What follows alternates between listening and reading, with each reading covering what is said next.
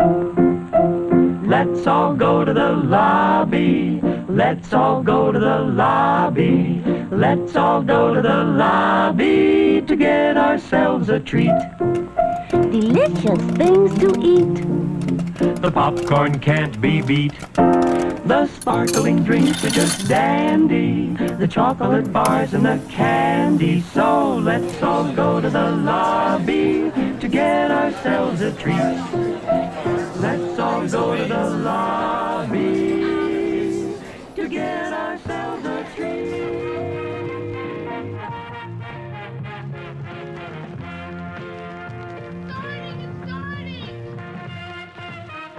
I'm a fan of classic movies.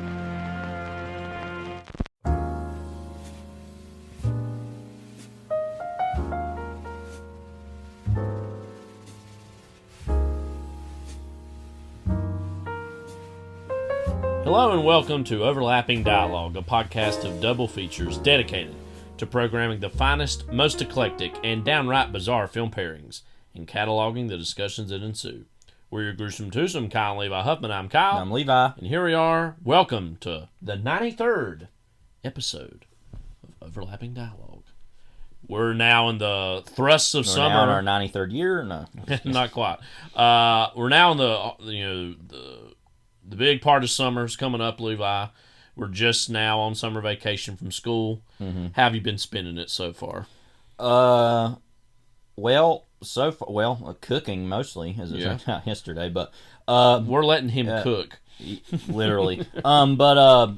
Just been, as far as last week, got some movies watched. I was actually sick a little bit last week, a stomach thing, and so I was finishing up stuff at school, and we've just been doing what we need to do. I've started watching the Attitude Era, so that's really what I was trying to lead. Yeah, so I started with Survivor Series 97, and I'm going through every Raw and pay-per-view until 2002 when it kind of ended. So, got a long way to go, but it's been fun so far already. So yeah, I know I'm in a longer-term watch of a lot of WWF, WWE, WCW stuff, so I'm still in the 80s as far as some of the stuff I'm wanting to go back, but also watching Nitros from the 90s. Anyways, this is not a wrestling podcast, even though it comes up here and there. Also, I've been doing a lot of reading, which I've been enjoying, getting back to reading. Yeah, I'm going to try to do that more to get some books read this summer, because I'm still reading Against the Day. I'm almost halfway. I'm really close, so... And if you're like, oh, what? It's like 1,085 pages, so... Almost to 1,100 pages, yeah. Big book. Big ideas. Yeah. Big pinch on. Speaking of highbrow, this episode, we're going to be talking about Black Sunday from 1977. Have you ever seen the 60s Black Sunday? Yeah, the Mario Bava film. Yeah. Is it any good? Not really. I thought you've seen that, I think. I'm pretty sure you have. I think there's another... You're thinking of Black Sabbath. Yeah. And that is actually kind of good. That's Black Sunday, not. That's that one about a witch who gets killed and then she comes back or whatever. Which one's Karloff in? That one's Black Sabbath. Okay, that's the one I haven't Which seen. Which also has another name called The Three Faces of Fear because it's an anthology movie. That one's actually good, more or less. Black Sunday I was not that impressed with. Is just kind of whatever. But this Black Sunday we're very much impressed with. Yeah. From 1977, of course directed by John Frankenheimer. And then also 1996's Twister, of course directed by Jan de Bont. Both of these are disaster films, both of which we had a lot of fun with. But I think what we're going to get into in our discussions of those is to what extent is it, quote, ethically acceptable to kind of make these sort of disasters or spectacles entertainment? Because they both in their own ways are incredibly thrilling, entertaining movies to watch. But also if you stop and go, wait a minute, what role does cinema have in depicting of moments or events like this? Obviously, there is a contrast. Black Sunday is very much wrought by human beings in terms of the disasters depicted therein.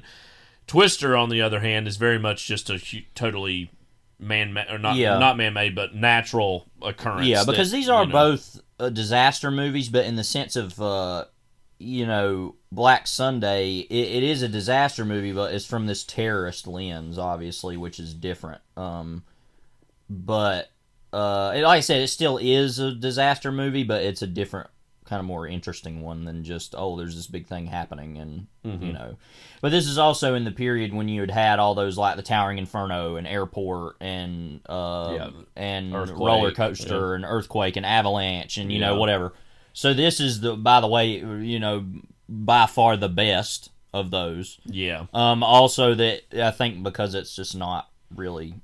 Also, just the pedigree of talent that's involved, obviously. Right, and also it should be noted that both Black Sunday and Twister have some sort of literary connection, being that the Black Sunday novel was written by Thomas Harris, and that the screenplay for Twister was written by Michael Crichton. So two really big kind of airport novel writers, although Thomas Harris usually gets a little more pedigree and acclaim than being an airport writer, but that's ultimately what he is. I mean, he writes serial killer books. I mean, Right.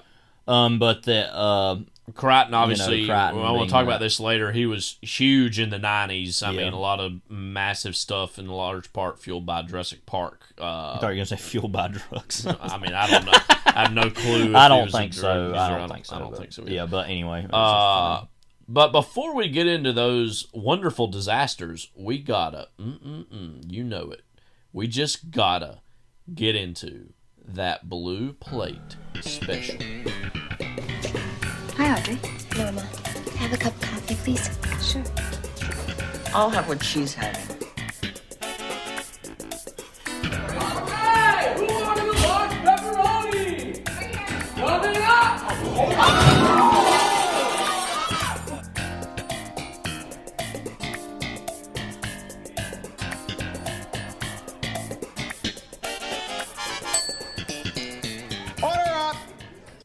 Sorry, I was trying to think of Well, I was going to say, your pasta salad with all the fixings is right here. Yeah, I guess. I made pasta salad yesterday, whatever. Point is, don't ask me about it again.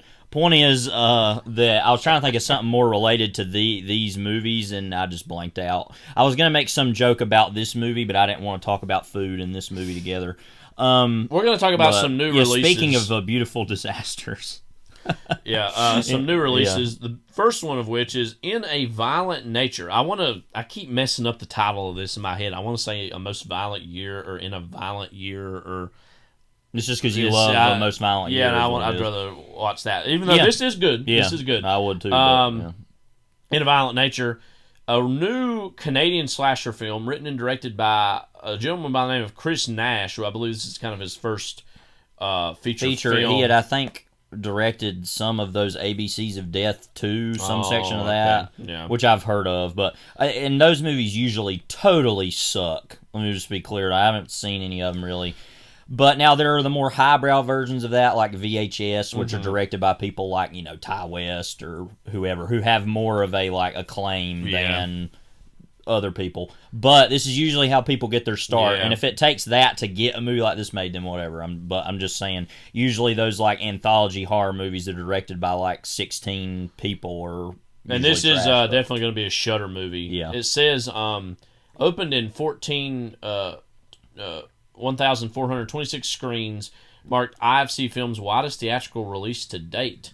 Grossed $3 million in its first week. It's scheduled to release on the streaming service Shudder later in the year.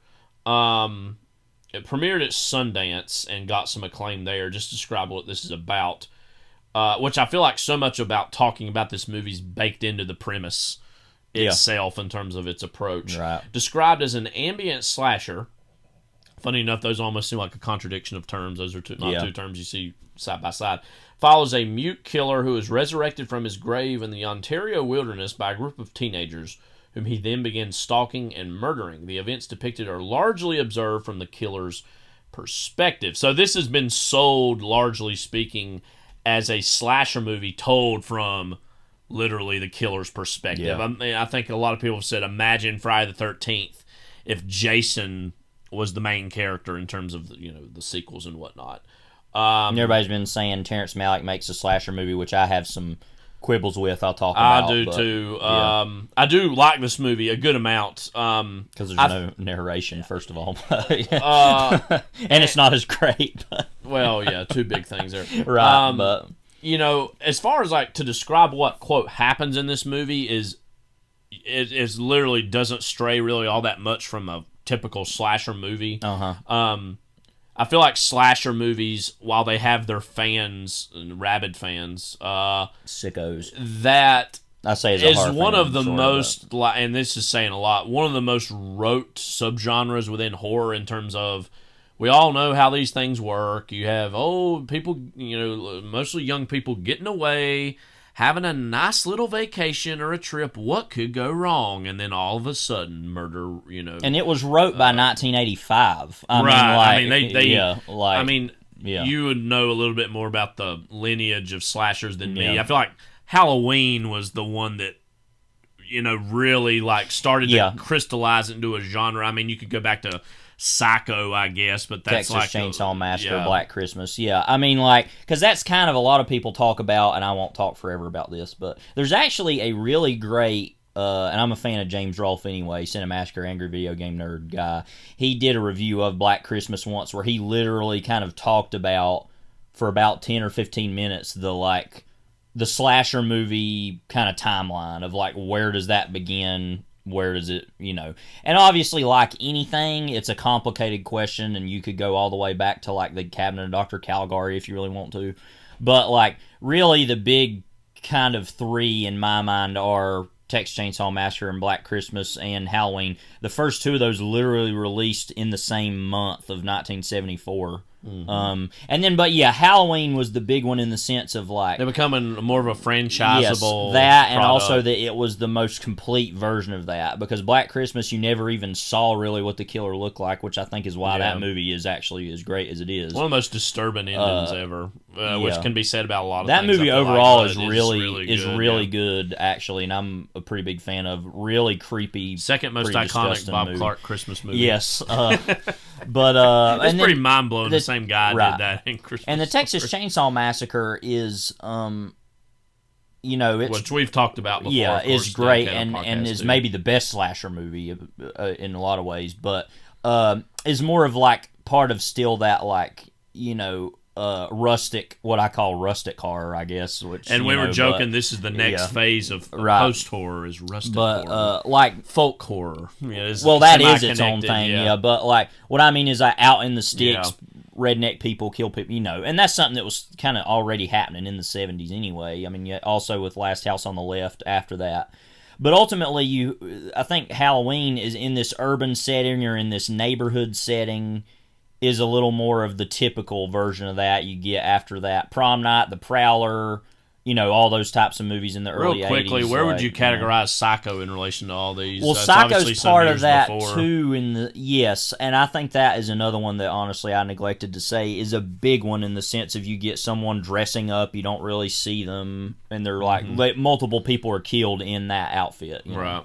So, yeah, that's definitely a big one, too. And that, I think, is the biggest, obviously, and Carpenter said as much, the biggest influence on Halloween. Do you think, too, that was made really at the height of Hitchcock's career? Yeah. That the pedigree and the slow, realization around that time that Hitchcock might not just be a typical Hollywood filmmaker, that there might be a little something deeper or bigger than that, kind of grants it a level of prestige that is sometimes not granted to the horror genre. Yeah, and also because it takes its time to introduce what's going on, and it makes itself feel like it's another movie, and then it becomes something else. Very rarely does that actually has been replicated, I think, in slasher movies very much. It's usually it begins with some crazy thing, and then it goes on.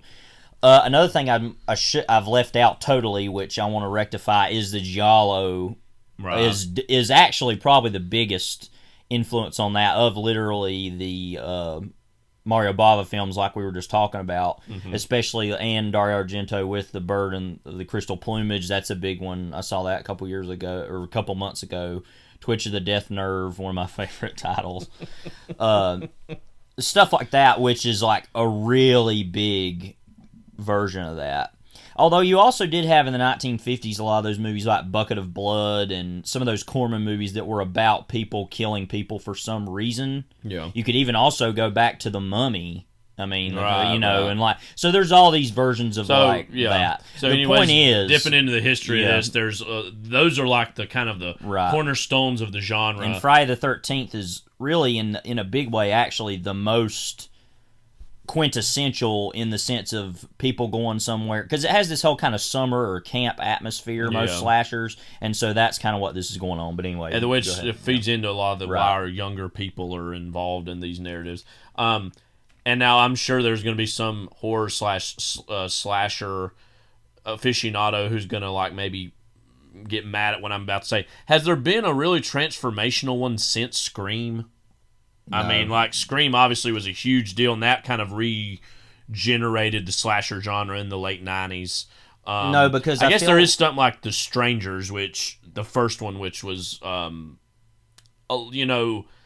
fairly conventional, but like really very well made. Well, very, very kind of. It didn't transform the genre, but it kind of added a new dose of disturbing nature that maybe some of like the Scream sequels / movies that were made in the wake of Scream didn't have. Well, let me ask you: do you feel that the 2000s, and this is a big, I think, my thesis on the 2000s of horror. Do you, and I don't actually know my opinion of this, so I'm going to ask you, do you feel that the Saw movies, the Human Centipede movies, and like the Rob Zombie, like House of Thousand Corpses, Devil's Rejects kind of stuff is like slasher movie exactly? Because that feels like that was the 2000s in a big way, was those types of movies. Do you feel that fits into that, or is that something a little bit different? And also Hostel and like some of the like. That's a good question. I think it's like certainly adjacent to it. Like, one of the main differences being that usually it's about people trapped somewhere, and being tortured. So that's a little bit different. Yeah, I mean, I would guess so. I know for me when I think of. And it was weird, like... And I don't see those as wildly transformational either, I'm just saying that. Or then even, like, the Purge movies that came about, too. Like, those have an element of, like... killing for the sake of killing, or killing that's like The Strangers or Straw Dogs, that sense of the Siege horror movie, which is its own version of a slasher movie, sort of home invasion movie. Which is also another thing the 60s was really big for, with, like... Wait Until Dark, stuff like that. Mm-hmm. You've heard of that movie, right? That's that Aubrey Hepburn movie with she's blind and Alan Arkin's like running around in there or something. And then you got Otto Preminger doing his thing back in the day here and there. Not exactly horror movies, but these thrillers that kind of... Bunny Lake is Missing, that type of... right. I think about that movie a lot. That's actually a movie I don't think is really great, but I do think about... I'm like, wow, that movie's pretty weird and interesting. Yeah, but anyway. So, in comes In a Violent Nature, which, again... Like you said, though, I think you're right. I don't think there's been a big transformation in that sense. And I'm not saying this is that either, but it is offering us something a little different. And I know Nash himself has even said, well, actually, there's some other movies that do this kind of thing. But I think, like, and I gave this movie like 3.5 out of 5 stars. I don't think it was like some knockout home run, but I do think it was like a really interesting take on the slasher movie. And what I really liked about it is that you have a lot of those eye-roll worthy cliche elements about like that are typical of the slasher movie, but they all happen to the side, and that this really is mostly the main character of this movie is nonverbal, and that anytime you do something like that, it does obviously challenge you to lean in a little bit and look at things from a new perspective. It's kind of also like Frankenstein in the section of the book of Frankenstein where he finds that cottage and learns how to speak English, and like watching those people live their lives. It's kind of like that idea too, in its own way, of like some monster walking around watching people, Right. And it does like him by being the main character. I'm not saying I'm rooting for him the whole time. I'm not really rooting for anybody during this movie, weirdly. No. And that kind of does like take away those usual more of an observance stakes you have in this, because this movie has some incredibly violent kills in it. And obviously there's some horror fans, that's why they come to watch movies like this. But we walked out and there were these two really annoying guys that were in there that were like, what was your favorite kill? Or whatever. And I was like... Okay. It's like commenter on bloodydisgusting.com. Right. Yeah. And so, like, but there were, like, a handful of, like, I won't say revelatory moments, but moments that made me go, oh, I don't really see this depicted in movies like this before. One of which is, and I think you had written about this in your letterbox review you did for it, was like where he's sitting there and he picks up the keys of some one of the kids left the keys behind, and he just sees this like little car that's on it, and he just kind of, the monster, or Johnny's his name. Yeah. He just kind of starts playing with it, and it kind of makes you stop and think, and it was said throughout the movie that he was a kid that obviously had some developmental disabilities and like was shunned by his father, and that kind of turned him into what he is. Well, and he literally got pushed off of like a fire tower and killed as like a joke, and then his father killed a bunch of people as in revenge for that, and he died, and and so it's like this penance and this revenge that happens when people, because the whole thing begins by the kids taking the locket that's keeping him like, was his mother's locket dead, basically, that's keeping him asleep, and then he wants it back, and that not much of a spoiler to say that once it's back, the violence stops, but it's at the end of the movie, and it's kind of like, well, So like that little moment where he's just playing with a car, and it kind of makes you think about, oh gosh, this is really just a child in a adult human being killer's body now, who's going around and killing people. And again, it doesn't make you exactly root for him, I'm not saying that, but it does make you just stop and go, oh wow, this is sad that this is what he is. And then, and again, this is mostly told from his whole perspective, but then there's the whole end section, which I spoil just ever so briefly, where we have our final girl who's basically making her way out of the woods, and a really terrific sequence towards the end where, you know, she's getting picked up by a woman who's trying to help her out, and there's just this really tense sequence where you're just convinced that he's going to come out of the woods and kind of, you know, be the one last kill, you know, kill her. And that was just a really well done sequence that, again, I think shows Nash to be a really proficient horror filmmaker that's got a lot of potential to go on and make even better things. We've been dancing around it, but Levi, what was your general takeaway from I liked movie? it. I mean, I thought it was good. I thought, you know, it wasn't really revelatory in a big way, but it was in other ways. It should be said that lady that at the end was in some of the original Friday the 13th films. Oh, okay. So that's kind of a whole cameo from her. Man, I just had her name. Hang on. Lauren Taylor? Yes. The woman that she's credited apparently in this. But to talk a little bit about it, I'll talk about it more in the thematic sense, and then we can get to maybe some of the specifics. Because I actually do want to talk a little bit about the violence of this in more of a, you know, a positive observance way of like, wow, I can't believe they did that. But a lot of people are calling this, you know, like Terrence Malick makes a horror movie, and I get that to a certain extent. But really, to me, I thought this immediately while watching it. It felt more like a Cormac McCarthy novel made as a horror movie, because, as I've said about Blood Meridian, what I think's so genius about Blood Meridian as a book is it kind of bores you and lulls you into this like nature travelogue, and it's like he goes over this mountain, he goes in this desert. He does this. Oh, they're attacked by Indians, and men are sodomized, and people are scalped.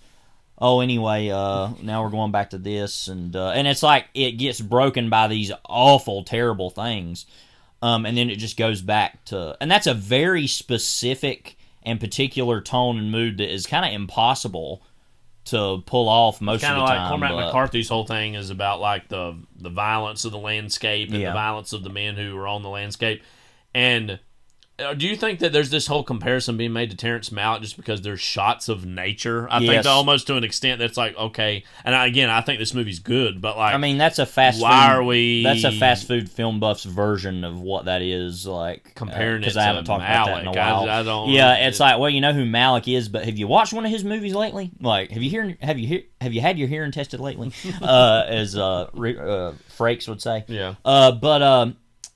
That, I don't know, that's just kind of a very basic item, because to me, I don't want to get very specific, but it's like, I mean, well, Terrence Malick has narration, and his movies are actually about things. Yeah. And are very soulful. This movie doesn't have that. Yeah. So not that it necessarily needs no, to, but and not that Cormac McCarthy's own work doesn't have that, but it's a very much more like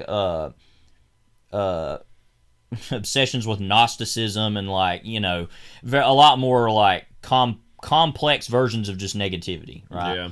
But also the ending scene literally feels like the last scene of No Country for Old Men or something, where it's like, I'm going to tell this story, but it's really a metaphor for this, like, you know. And that you deep down think there's something around the corner in a more direct way. Exactly. With this, so it felt a lot more like that to me. But all that is taken away from the movie itself, and we keep comparing it to other things. And I think the fact that we're doing that shows that it is more than just a regular horror movie. Right. But is it that revelatory? Really? I don't walk away from the movie with that feeling based on the fact that, like, it's not really been done, but it's so obvious that it needed to be that I kind of felt like I'd already seen it in a weird way, which is not a criticism of the movie so much as it's just a statement of, okay, it did it. All right. Yeah, I mean, I don't think for the pedigree of this movie, I don't think it fundamentally has really one surprise in it, and I'm not saying that every horror movie should exactly, but for it to get this like elevated talk about it and praised, I think it does need to have some transformational element, and it doesn't have that. However, it is really well made, I think, and again, the whole idea of just doing a horror movie from the slasher's perspective, that alone is something different, and I did really like the scene where it's kind of funny, kind of sad, kind of everything all at once, where like it's, you know, these I don't know, they're like 20-somethings, I guess, are like taking a little selfie, and he's like just barely standing in the background, like, and you gotta wonder in this character's mind, like, how he has no clue what even the conception of what's going on is. And then later on, in passing, and they talk about seeing this figure in the background of and it's literally about bringing that background figure that kind of you blink and you miss him in another movie is the main character of this movie, and so and that alone is different. Is a genius to the movie, is the way that they talk about things. You can tell there's been conversations already. It truly does feel like it's every scene you don't see in a regular horror movie, you see, or from a different vantage you see it, and so that is pretty big. Is a pretty big deal. So I appreciate that about it. To talk a little bit just about the prosthetics, because I was very impressed by that. Everybody's talking about the one kill in the movie with the hook pulling the that was thing, pretty intense. and I'm not going to talk about that. But this is kind of a spoiler, but something that was immediately comedic to me was when he does cut that guy's head off basically in half, and he's dragging him around, and he literally throws the body against the glass to like break it open. It's just like inherently funny. Also that he's dragging the body by the like bottom of the mouth on the head is just very like, that's very original as imagery.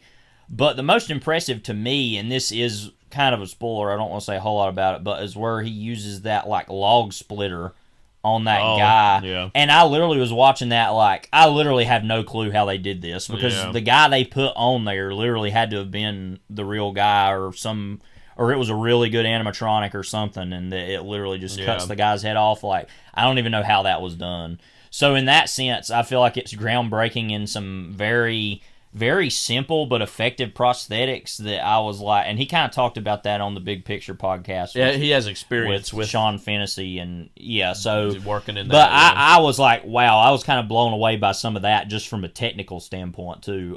But yeah, I mean, it's a whatever movie. I mean, it's fine. It's not something I'll probably rewatch a whole lot. But he even what was interesting, he even got his like Jason mask moment of like, old fireman's helmet is going to be a thing people wear at Halloween now, and like becomes a merchandisable element, I'm sure. It did make me think though, and I think this every once in a while, like during these not only horror movies but also like some action movies or things where there's mass carnage, about like detectives coming in after the fact and like looking in the ranger station and trying to put together what happened and the total crazy nature of it. That's the next like horror movie we need to see made, is like from a detective's perspective who is like picking up the pieces after all this, and it goes back and flashes back and he interviews different people, and there's not some big twist that, the detective is actually the killer, but like just about the aftermath of such a horrific like kind of aftermath, because just thinking about anybody coming to that ranger station and looking around and trying to put together what happened, or finding that girl's body with her that had been, it's like literally, what is this? Is this even a person? Like, but and also too, anyway, there's wicked good fun, as they say. That one sequence where like those two characters are flirting with each other, and he's like across the water watching it. Yeah, and then like goes underwater. Yeah, and goes over there, and so there are some sequences that I actually do think about with this. Yeah. Overall, as a sum product, I think it's interesting, but we'll see if and again, I'm very curious to see what Nash's next thing is. He'll call up a big studio and say, this is Nash. This is Nash. Yeah. So, Richie Rich there. All right. I'm going to cede most of the next bit to you. Not that I don't love these movies in my own way, but you're quite a fan of these, so I'll let you go. We're going to talk a little bit about the work, and I'm going to probably butcher this last name. Maybe you should help me with this. Schoenbrun, I'm assuming. Schoenbrun. Jane Schoenbrun. A new director. They're non-binary. They go by they, them, so I'm going to do my best to obviously keep to that as we talk about this. Made a new movie called I Saw the TV Glow, and we're going to talk about that here in a second. But first, I want to talk a little bit about We're All Going to the World's Fair, which we had both heard about a few years ago. Yeah. It showed at Sundance. I know it got good reviews. It showed at Sundance in 21, but it came out in wider release in the next year in 22. Jane Schoenbrun, again, hot new director that's been talked about a lot over the last few years, especially with We're All Going to the World's Fair, and now most especially with I Saw the TV. They were, I know, connected with the Safdies for a while. I was reading here that they had, what was it? Production assistant on some of those Safdie short films. And so, We're All Going to the World's Fair got a lot of praise and talk about it when it happened. It's basically about this teenage girl who plays this, as it says here on Wikipedia, quote, a cult online game called, going to the World's Fair or whatnot. World's Fair Challenge. World's Fair Challenge is technically what it is.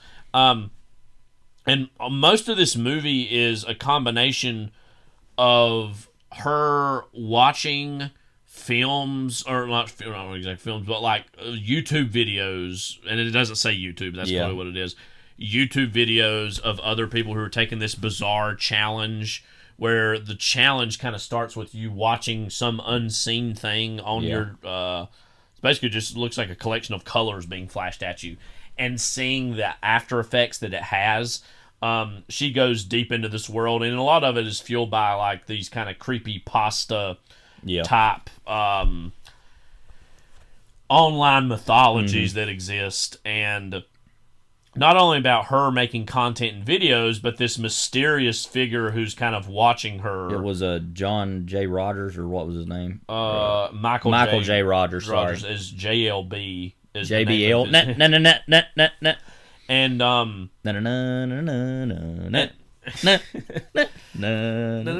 not Sweet Prince. Anyway. And so it's just a lot about her watching these videos, looking at herself, trying to expect some big transformation to happen. And then this JLB figure, who at first seems like this very creepy, scary figure. Yeah. And one could argue he remains that. His picture that he shows especially is like, you are screwed up. Yeah. Like, but then we like get a look at who he is. And I'm not going to say he's not weird, but he becomes less of a fearsome figure as you watch it. And this movie's, I think, about a lot of things, but one thing it's about, I think, is this inaccessibility or loneliness. Not only, you could say it's about young people, but even older people feel that the internet weirdly feeds that hunger and fear and anxiety that they have, but also that it fuels it. Mm-hmm. It's both a good and a bad thing. I feel like it's depicted in this movie because it creates a sense of community, but to what end, one could argue. I was, I'd heard about this movie, and to watch it, I deal with teenagers a lot, and I know a lot of them are immersed in certain online worlds, not all that different from what I see in this. And I was just utterly, I don't know if entertain's the word, but enthralled by it. I was very much like, oh my gosh, this is something that's really prescient and disturbing. And I won't even say hopeful exactly, but it does give me a greater empathy in some of these worlds that, as someone who's a little older, and I'll talk about that a little bit with We're All Going to, or not We're All Going to the World's Fair, but I saw the TV Globe. Both of those titles, by the way, is an experience is happening. Yeah. Literally, the titles are demanding this experience. I saw the TV Globe. Did you? Yeah. Or we're all going. You're coming to the World's Fair, too. Yeah, I don't want to go there. What did you take away from this movie yourself watching it, as far as its depiction of online life and as a debut for a new filmmaker? Well, especially I was so impressed by it in the sense that really, technically, there are two people in this movie. You kind of forget that as you watch it. Now, of course, there are videos of other people. Please keep making videos, as he said. That's such a weird accent. Yeah. But there's really two people, the Casey and the JLB guy, and that's it. And it's literally them the whole time. Like I said, there are other people on screen, but not in the worlds they inhabit. Like, you get the sense of, oh, her dad exists, but we never see him. We just hear him as a voice from another room. And you also get this... And I think you mentioned it was like Peanuts or Charlie Brown or something, where it's like we don't have any real adults, quote, in this. Yeah.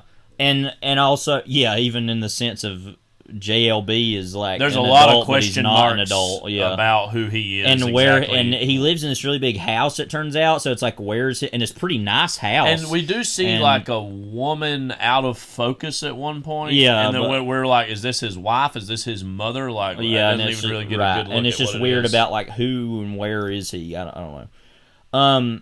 But just in the sense of this movie obviously being really about because I do believe there is some sort of actual supernatural element going on, relatively. However, the point being that, like you've said, it's all more about mental health and what the internet does to people.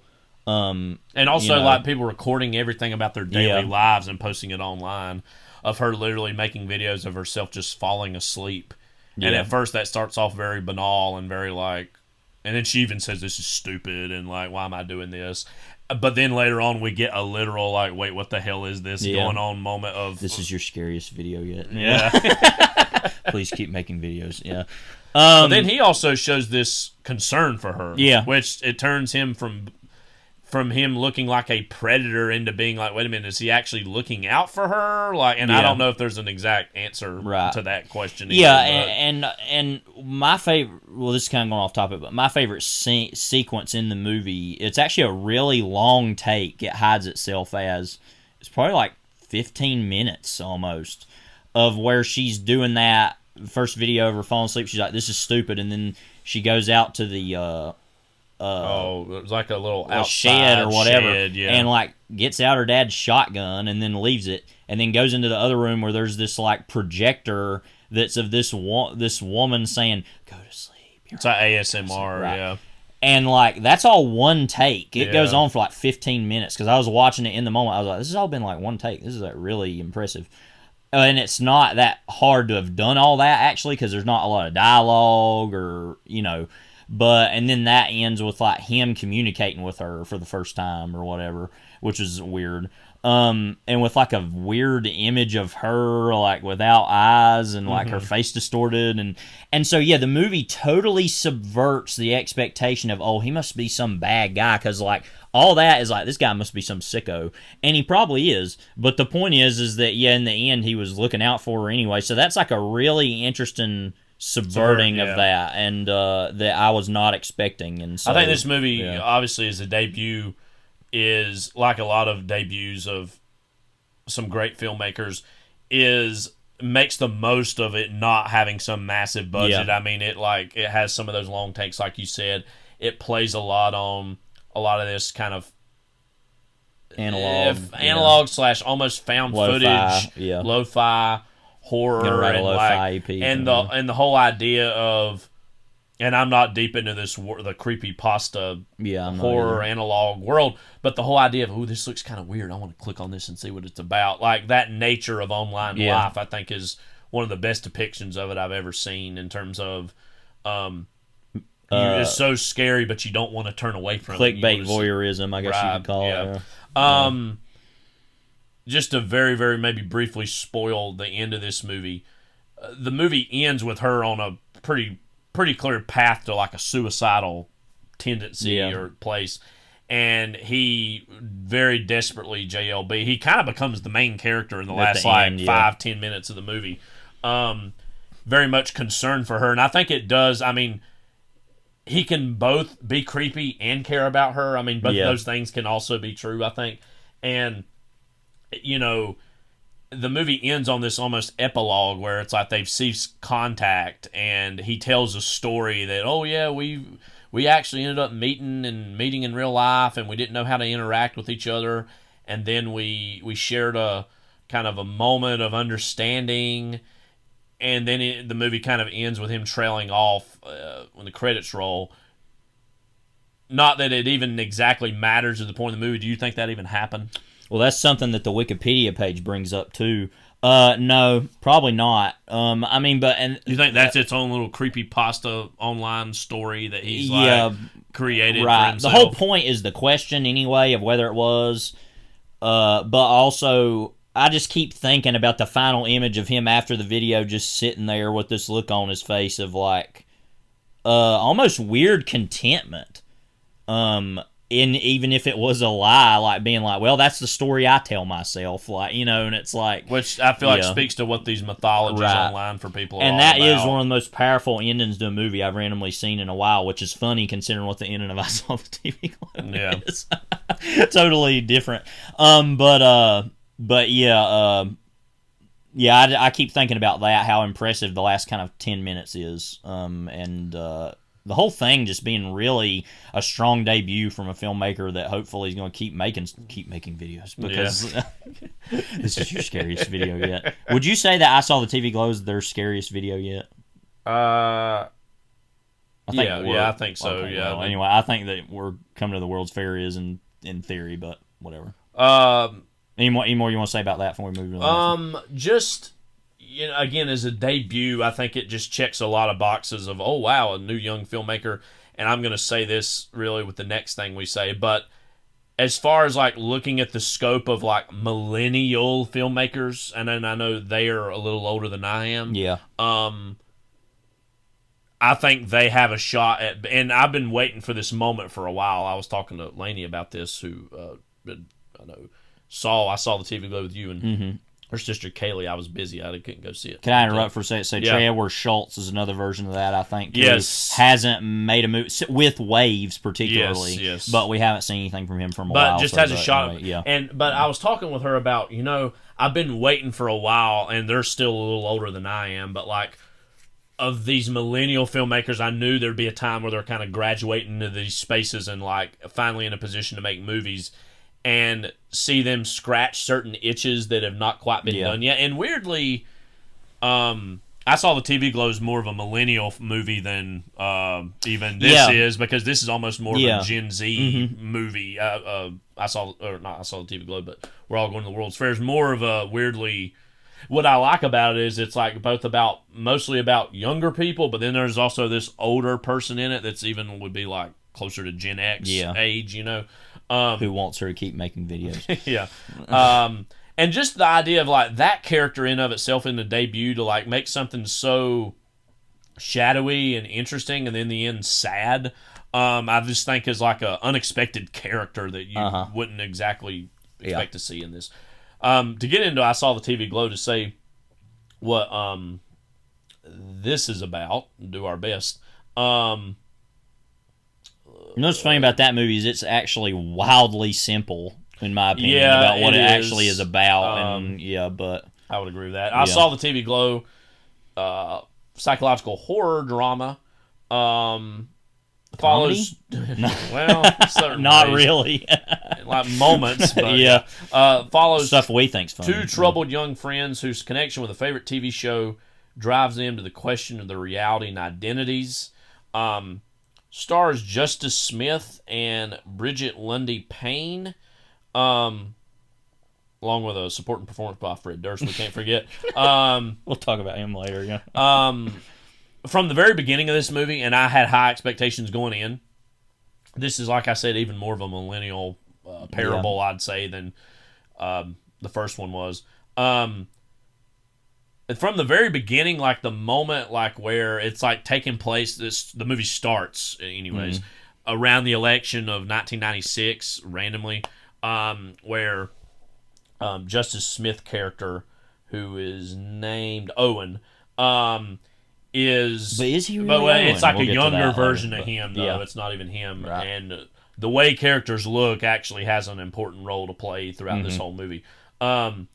He meets Maddie, played Bridget Lundy-Paine, who's reading this episode guide for this show, The Pink Opaque. The Pink Opaque, and they're all alone in this like cafeteria setting. They kind of walked away from where the voting was going on, and literally just seeing the glow of the Fruitopia machine. I was instantly like, oh my God, I remember Fruitopia. I remember when the world looked like this. It like scratched this itch on the backside of my brain that I didn't even know existed exactly. And before getting into specifics, I utterly love this movie. This is my favorite movie of the year so far. Loosely best, I think it and Civil War incredibly wildly different things and are going They're both for such things. Hopeful films, don't you agree? But I think like, and what I really loved about this movie is it is I randomly about get more hope from Civil War than I do from this. I think I weirdly do too. Which doesn't matter. It's whatever. But that this movie to me is so much about like nostalgia, relationships, the meanings we find in works of art that sometimes when we look back on, we're not nearly as sophisticated as we made them out to be, but the mythologies we create out of them and us finding meaning in them. There was just to skip ahead a little bit, very late in the movie, I'm not going to spoil too much here, but I do maybe want to get into a spoiler discussion of this movie. There's a moment where you see the constellations kind of spread out and you see all the different Greek or Roman gods that are like found in the stars, and how as someone who finds a lot of respect in Greek and Roman mythology but that does not believe it, that to me was this telling moment of, oh, see, this star is this and it represents this and this is that. And to say, well, when I look up at the sky, I just see a bunch of beautiful stars that are in and of itself God's creation. That in and of itself was this telling moment of, oh no, I see myself in this thing. Right, and like, well, do you though? Or are you just like making that up? And that in its own way, visually, that was this like moment of understanding what this movie was about in a fundamental way. And I agree with Levi. I don't think that's actually, I mean, I think it's about complicated things. Oh, no, but in terms of like what happens in it is not all that complicated at the same time. You don't feel that way when you walk away from it, though. That's why I said that, is because the movie is so complex and makes so many weird turns that it feels like, wow, that was really... And it is profound. I'm not saying it isn't, but I'm just saying the actual story is pretty simple to understand. Even more so in certain ways than We're All Going to the World's Fair, which there's gaps intentionally left out of that about like, well, wait, why is this happening? Who are these people? Like, you know. Yeah. And this movie very distinct because We're All Going to the World's Fair takes place over a very finite amount of time. I don't even know what it would be, like several weeks or maybe months. This jumps around in time to the point where sometimes you're like, wait a minute. And it's not like confusing in terms of like a non-linear format, but it does jump around where you're starting to bleed the characters, and you're starting to bleed in between what's the made up show in the movie and what's the reality of the movie, and then to what extent do I take the narrative at face value, or is it a metaphor, or is it purely working in this surreal lens? And the answer of all that is yes. It's all those things all at once. It does the... there was that really great Mike Mills short film that was made for the I'm Easy to Find album by The National that had Alicia Vikander in it. Which I think about all the time. You totally great. That to me, yeah. And in that, Alicia Vikander goes from literally being a baby to an adult, like an old, a grandmother dying, but she looks the same the whole time. It's not like she's, I'm a baby, she just is her. Mm-hmm. And so this kind of does something similar to that, where after a point the character ages and he's clearly a lot older, but is he really? It's like it just looks kind of the same, but it implies this like life that is going on. One of the subtly most disturbing things about this movie, and there's a lot of disturbing things about this movie, is especially later on into it, that we're told he has a family and that he's an adult now, and we get zero evidence of that. And so I'm like, similar to the way that we're all going to the World's Fair, it's like, are you lying about this? Is this actually what happens? Or, I think this is actually what it is, or is that all just like, that's this fake life you're putting on? And I mean, it's like actually happening, but it's like that doesn't actually matter to you, and you're actually still lost in this mythology that you have been a part of and created and is latent within you. A lot's been written about this movie as a trans allegory and as a queer allegory, and Schoenbrun has certainly talked about that a lot, obviously, as a trans filmmaker. I think one of the most sad and surprising elements of this, because we've had a lot of like coming of age stories in recent years that kind of celebrate queerness. This, as a depiction of a self-loathing queerness, is something that I think was honestly a little surprising to me, because we've seen so much openness in recent years. And this, in a lot of ways, is more truthful about this queer trans story about a character who is kind of one character, the one played by Maddie, who's very much like, I'm going to be who I'm going to be. I'm not going to have anybody tell me. I'm going to break away from this, life that I'm living here. Versus a character in Owen who deep down kind of wants to do that, but also doesn't. And is also almost contemptuous of himself from even wanting that, and is going out of his way to stop that from happening. I thought was very unsettling and surprising, because I don't think that has actually been depicted all that much in recent years as far as queer stories go. We can talk a little bit, too, about the pink opaque show within the movie.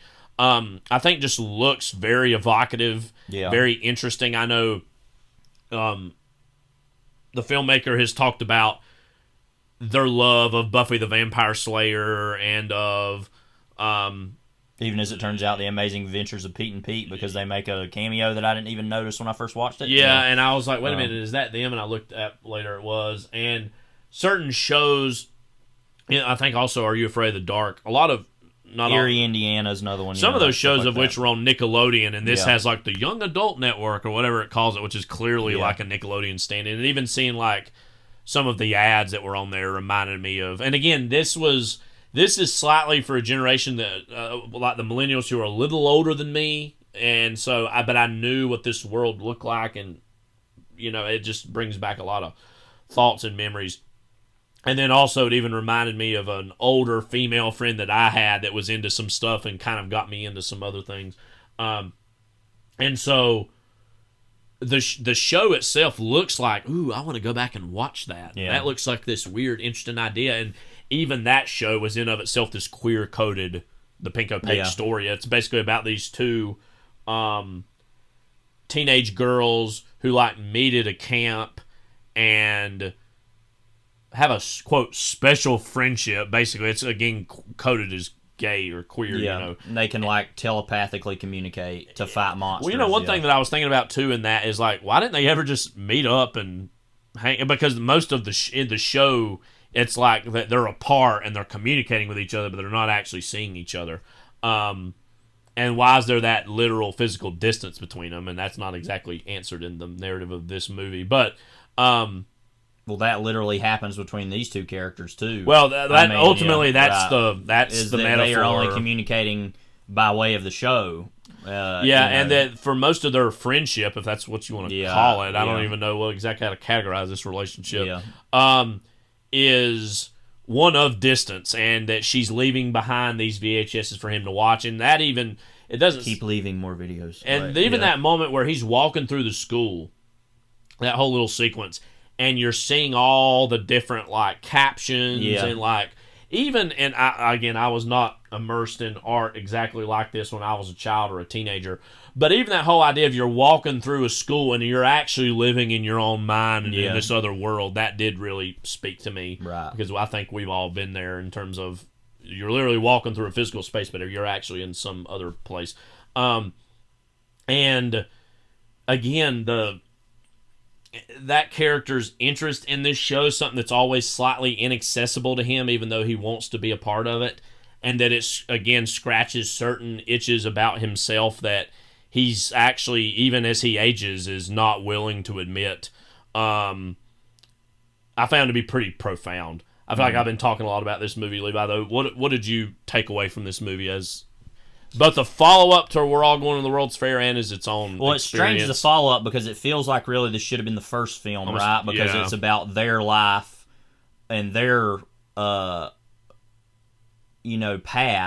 Cinematically, it is definitely a leap forward. Oh, but I'm saying literally what it's about. Yeah, and so that was a little different. Now, obviously, this is probably the movie they've wanted to make for some time. But... and even for me, I mean, I grew up, at a time where these types of TV shows weren't as much of a thing. I remember more, and you can speak more on this, but when I was little, I remember you were kind of into Power Rangers, sort of.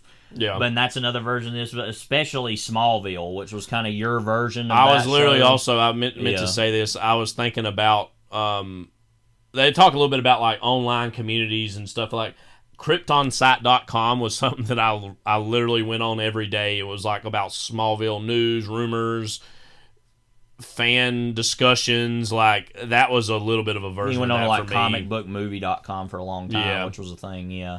But so I remember that in the sense. But KryptonSite.com, which a while back I looked up, is still in existence. Really? It's kind of like transitioned into being about some other things now, like those newer Superman shows. No. But it says, established 2001. Right. So I remember that in the sense of that show being... And I watched a good little amount of that show, when I was younger. Yeah. And we've been wanting to go back and watch all of it because you have it all on Blu-ray now. That kind of, in general, young adult genre TV. But I remember that show in the sense of it had characters that were in it. But it was a Freak of the Week show, right? I mean, they always had... we didn't mention the X-Files here. That was a more adult version of some of this stuff. Yeah, and that was different. But that was a more or even Twin Peaks being a version of that sort of. But those are more adult versions of all this. But Smallville is kind of the way I look through this in the sense of I remember you being so in love with that show and becoming really a Superman fan in a bigger way off of that show because you had been more of like a Batman or Spider-Man fan before that, at least from what I can understand. Right. And then that show being that big for you. And I remember you talking about the show in ways that kind of mirror this in certain ways about, this is the... But then it's a Freak of the Week thing, but it also has this mythology that's guiding it behind in the background. And then it even used the thing that this is like what did it say in this movie? It was like a lore episode or it was like saying that, this is going to be an episode more about the mythology, and that really specifically was like, there were Smallville episodes like that. Right, and so that all just being said is I can remember that lifestyle and world and culture, which doesn't really exist anymore due to the explosion of the internet in a bigger way. It's way more accessible. Right, everything isn't cult as much anymore. I mean, there is online versions of that. But, everything being on Netflix or everything, and, back then it was you had to catch this at this time or you didn't see it, and that's kind of the whole point. Now you can watch... I had to tape on VHS. Right. There's anything that you can watch now, it doesn't matter, So, that all being a different world totally that I remember living in, even though I didn't engage in it so much. For me, I was more into the Nickelodeon shows like Drake and Josh, and that didn't have this whole element like that to it, obviously. They were less genre-y. Yeah, no, it was just comedic, a comedy show. Yeah. I mean, like, so I had my own versions of that, but it was like... Now, I will admit, and a lot of people be surprised to hear this, and I always laugh when I admit it, I was really into that show, Zoe 101. That was like a version of that for me that I was like a show that ostensibly was like that in the sense of it actually more than those other shows was like its own story week to week that was like going on, but it still had these like, oh, this episode's about this or this episode's about that, but it had these basic stories that continued. It wasn't like a regular sitcom where it was like, these are the situation, these are the characters, let's put them in this situation, right? Like, it was still a show that actually evolved and characters did things, you know. So that was probably the most complicated version of that. Anyway, all that being said, now, of course, this also comes with eventually golden age of TV kind of happening during that time, and eventually Mad Men taking up all of our time and effort. Hint, hint. But yeah, so I remember all of this world. Even though I didn't take part in it as much. So I do get this kind of second-degree contact high off of it, you know. But to me, what's so impressive, and I want to get more into the literal aspects, is that what this is really about is that the theory, the kind of twist of the whole movie, and this is kind of spoiling it if you don't want to know. Let's go ahead and get into some spoilers, because it's hard to talk about really what this movie is fundamentally saying if you don't get into it. Is that those the characters in the real world, in quotes, are actually, really the real world is the show, and they are in this, like, prison buried underground by the Mr. Melancholy villain, and that they are in this, and I wonder that's to why, what percentage or extent, by the way, Melancholy and the Infinite Sadness, of course, the Smashing Pumpkins is Fred album Durst that character? Like, right? It's he looks visually at one point, So that's true too. But as far as the Smashing Pumpkins thing, but and they're being trapped in this, and that's why she disappeared originally. The Maddie character was because she went back into the show to try and wake up the Owen character, who is actually the other girl. Yes. And the whole point being that actually maybe he's a woman wanting to be a man, and that's the trans allegory there. And there's a moment where it's, because a lot of the Pink Opaque is obviously shot in a early digital VHS kind of lens, and there's a moment very late in the movie where it looks like that, and we see Owen like wearing the dress that the character in the show was wearing, and it's kind of a revelatory and sad and how moment. much Maddie looks like the Lindsay Jordan character. Yeah, she's slowly turning into her. It looks Snail Mail's in the movie, by the way. We didn't mention, but yeah, and so... As is Phoebe Bridgers. I actually didn't know that Schoenbrun actually also directed the Night Shift music video. I was looking, the Lucy Dacus. Yeah, I knew that, but I haven't went and watched it actually. But that, because I'm not as into that stuff as I used to be. Yeah. But all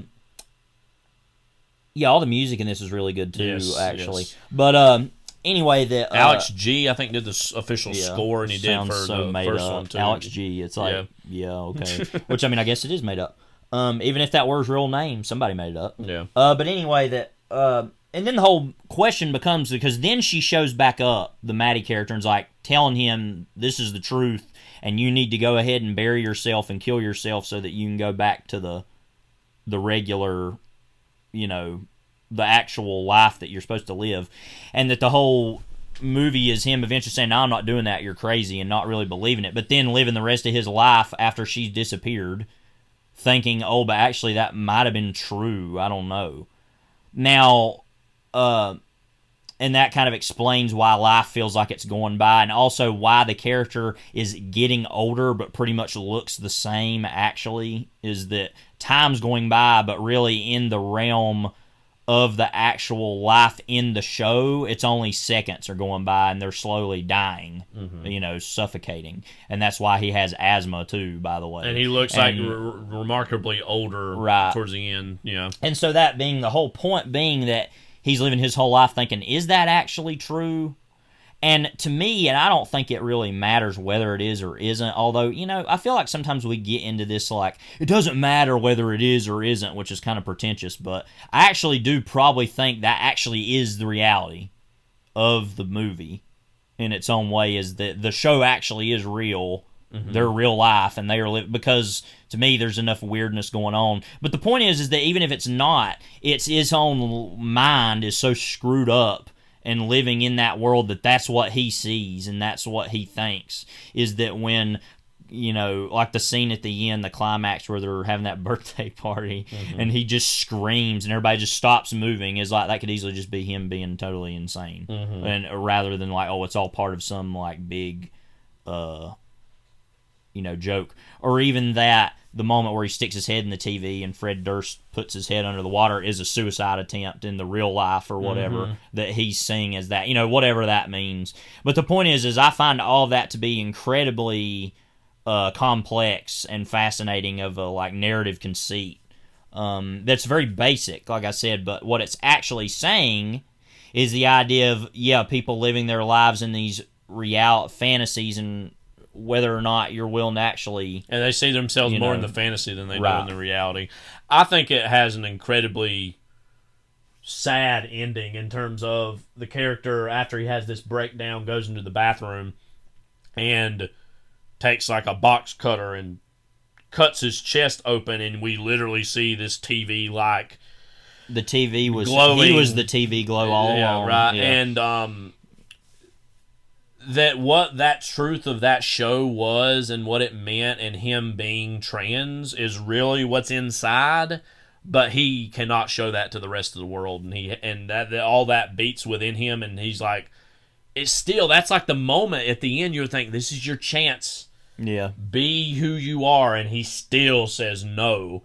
And the last moments of the movie are, again, I think you said it in your review, which I'm going to link in this, one of the more abrupt movie endings in recent memories, where it's like he's working in like a fun center. Hickory Dickory Dock, Bo's Bodacious Family Entertainment, Dave and Buster's, whatever, type place, Chuck E. Cheese, and he's like literally just walking around muttering I'm sorry," over and over to people who do not know he exists. They're I think literally that's walking by, not even looking at him. The saddest thing I've seen in a movie in a while, in terms of just like total, you are literally going through the worst emotional trauma and self-actualization, but also like denial of self, and you're just apologizing to everybody, and no one even knows you exist. Your mother's been dead. Your dad, who I wouldn't necessarily categorize as a compassionate, sympathetic figure, he's just rolling. He's passed away at this point. An unseen family that don't seem to fundamentally be part of your identity is nowhere to be found. Yeah. Very sad state of affairs, I'd say, by the end of this movie. Yeah. And I would just ever so lightly push back on what you said about, it might be pretentious to say it doesn't matter. I think when I say something like that, I mean it more in terms of, this is an artistic meditation on about art, the themes and media, are more important than what it is. And it doesn't no, matter. I do if that it really a lot happens, too. I do that a lot too. Yeah, it's ultimately a surrealist like meditation on our relationship to media, and so like, if you know what I mean. It doesn't have to be literal. I'm not saying that either, because the whole movie is very surreal and thematic. And I would say as the movie goes along, it starts to, and this is true of a lot of things actually, like that work in spaces like this, where you feel more tethered to the real world in the beginning, and then as it like moves forward, you start to lose any sense of what's quote real, what's quote not real, where it's all real and all not real all at once, because in a mental headspace that is dealing with like not only issues of trans identity or queer identity, you're also dealing with what's very likely mental health struggles in the middle of all this, and so it's just this ever rolling, ever evolving. It would be boring if it were definitively one or the other. I'm not saying that. I'm just saying that sometimes I think it's easy to not make a choice either way, but the point is that the themes either way are still that, But yeah, I mean, no, I do that all the time too, where people are like, is it this or is it that? And it's like, well, you're not even thinking about what that's actually saying. You're just like literally thinking about the plot, you know. But yeah, no, I mean, but Nah, it's a wildly impressive movie, and let me say about the ending. Yeah. Okay, so can I talk a little bit about my experience of watching this movie? Please do, because I think that adds to it. So originally, it was me and you and your fiance and her sister, Lainey and Kaylee, were all going to go up to see this in Nashville. And so we were going to go do that. Well, it turned out you had a deacon's meeting that you had to go to for our church, which, was great. You had to go do that. Yeah. And so just us three went. And then I you later saw it by this myself, last week. Yeah. And so us I three can briefly went. talk about my experience is not nearly as interesting as what you're going to say, but I'll say that. But so we went to a record store, Harvest Records, great record store in Nashville. Great record. Great record. Yeah. Great record. This is my band. Is that Paul McCartney thing? I'm acid singing. I know. There's a video, by the way, of like Paul McCartney. I don't know what it's from. Of like the Beatles, a la Sgt. Pepper's. Like Paul McCartney beating up John Lennon, being like, "This is my band. Like I'm taking over." Like and saying, "I'm even gonna let." It's some. I don't know what it's from, but and he's like, "I'll even let Ringo sing," and he's like, "But I'm acid singing." And he's like, "Oh, I know." But anyway, so we were up there. The record store. And we took great record, and we took too long, and so we got there late by a little bit, and so we come into the movie about probably 2 or 3 minutes in. I'm not sure exactly, so we come in a little late, and so then I'm kind of feeling like I don't totally know what's going on, like even though the movie's very simple, and I pretty much came in at the beginning. I didn't really miss a lot, but I didn't know it was election night of 1996 at all. But you came in when they first met. Yes, right? literally when he was walking through the door. That's like literally like the 1.5 scenes into the movie. Right, so, but literally when he's walking through the door and she's in there, that's when I came in. They were just a little bit behind me because they were still getting their concessions. But anyway, so we're sitting there and we're kind of laughing throughout the whole thing anyway because it's hilarious. The movie's also hilarious if you have a certain sense of humor.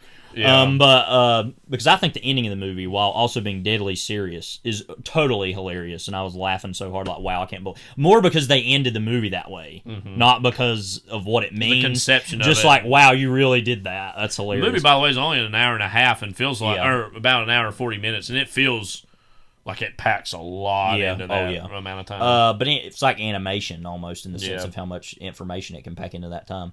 But yeah, and so then Laney has to go to the bathroom at the point where he cuts himself open, and so totally misses the ending. Yeah. And Kaylee and I are sitting there just laughing, like, at the ending, at the fact she wasn't there, at the fact you weren't there in its own way. It was just like, where are we? And meanwhile, I'm like in a deacon's meeting, waiting, like, when are they going to get out? Yeah. What's the buzz going to be? And I literally sent LOL, Yeah. the TV glue.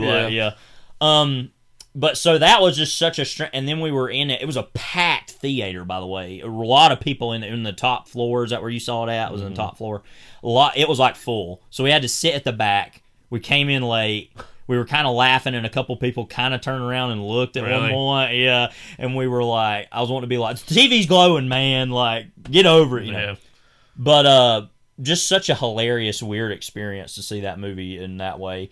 But so that added to the strangeness of the whole thing. Well, you said very poetically in your review that, like, you coming in a little late, you felt like you kind of missed something, even though ultimately it turned out not to be all that much. But that kind of literally his own fandom of this show, it was always clouded in a little bit of mystery. Because, like we said back in the day, if you missed a show, you missed the show. Like, there was, And they're not going to sit there and rewind it back because overlapping dialogue has showed up to the party, right? I mean, they're not going to be like, "Oh, we got press in the room." Like press credentials. Yeah, like which is like a picture of me. So I thought this was a friends and family screening. And right. I pointed and they're like, "Who the hell are you?" Yeah.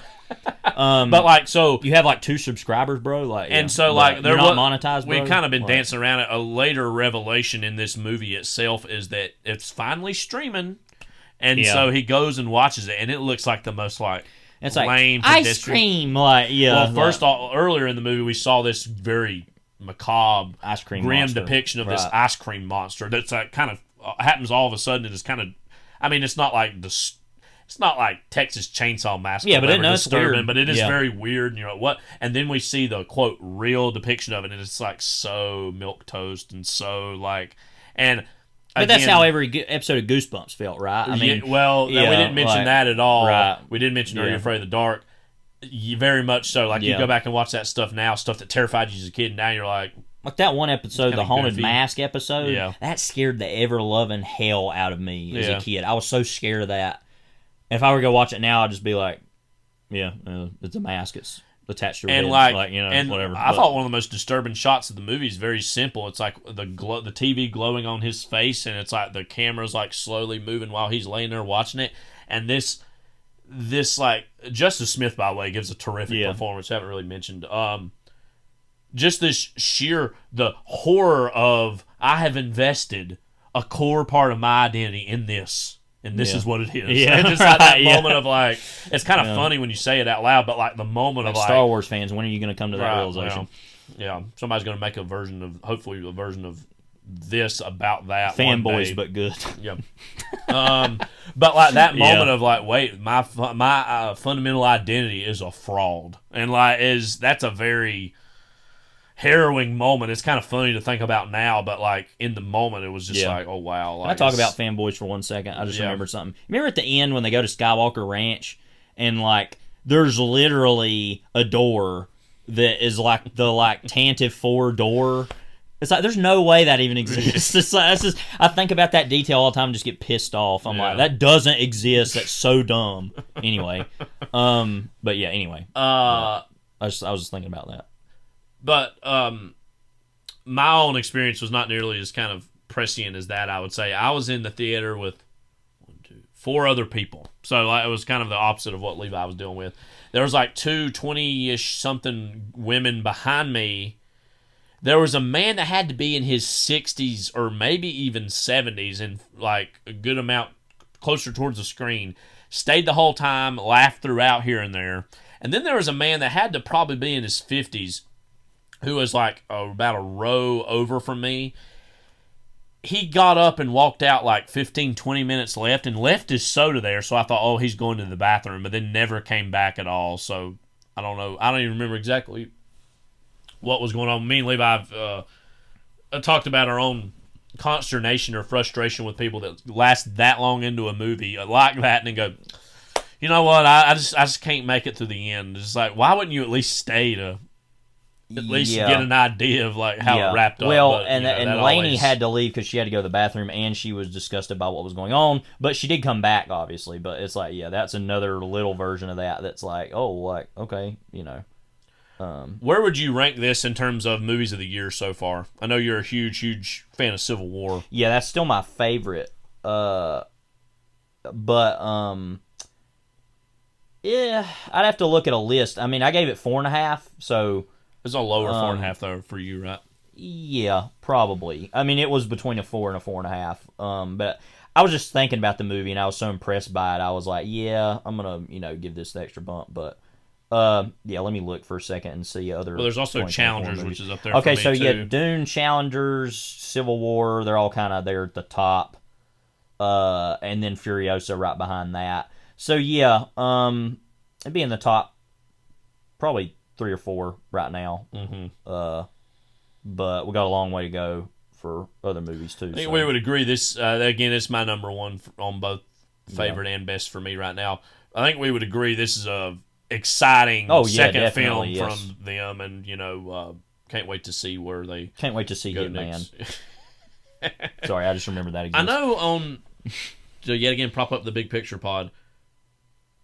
On that, there was an interview Fantasy did with them on there, and they said that like their next thing, I might get some of the details wrong, is actually going to, because they see the next thing is like a sort of a pseudo trilogy, is actually going to be a novel and going to be like maybe a series of books that's going to create their own mythology. Interesting. That they said they wanted to put down in print, that way if the movie's never made, that they at least have that.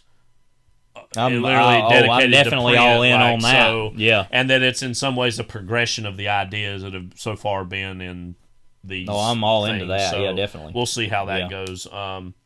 Finally, a fantasy series that we want. But again, just last thing before we move on. I really can't quite describe the feeling of certain millennial like signposts being scratched in this movie that I didn't even know to that I was exactly going to get one day. Yeah. And just like, oh, wow, somebody... And again, I'm not trans. I'm not even queer.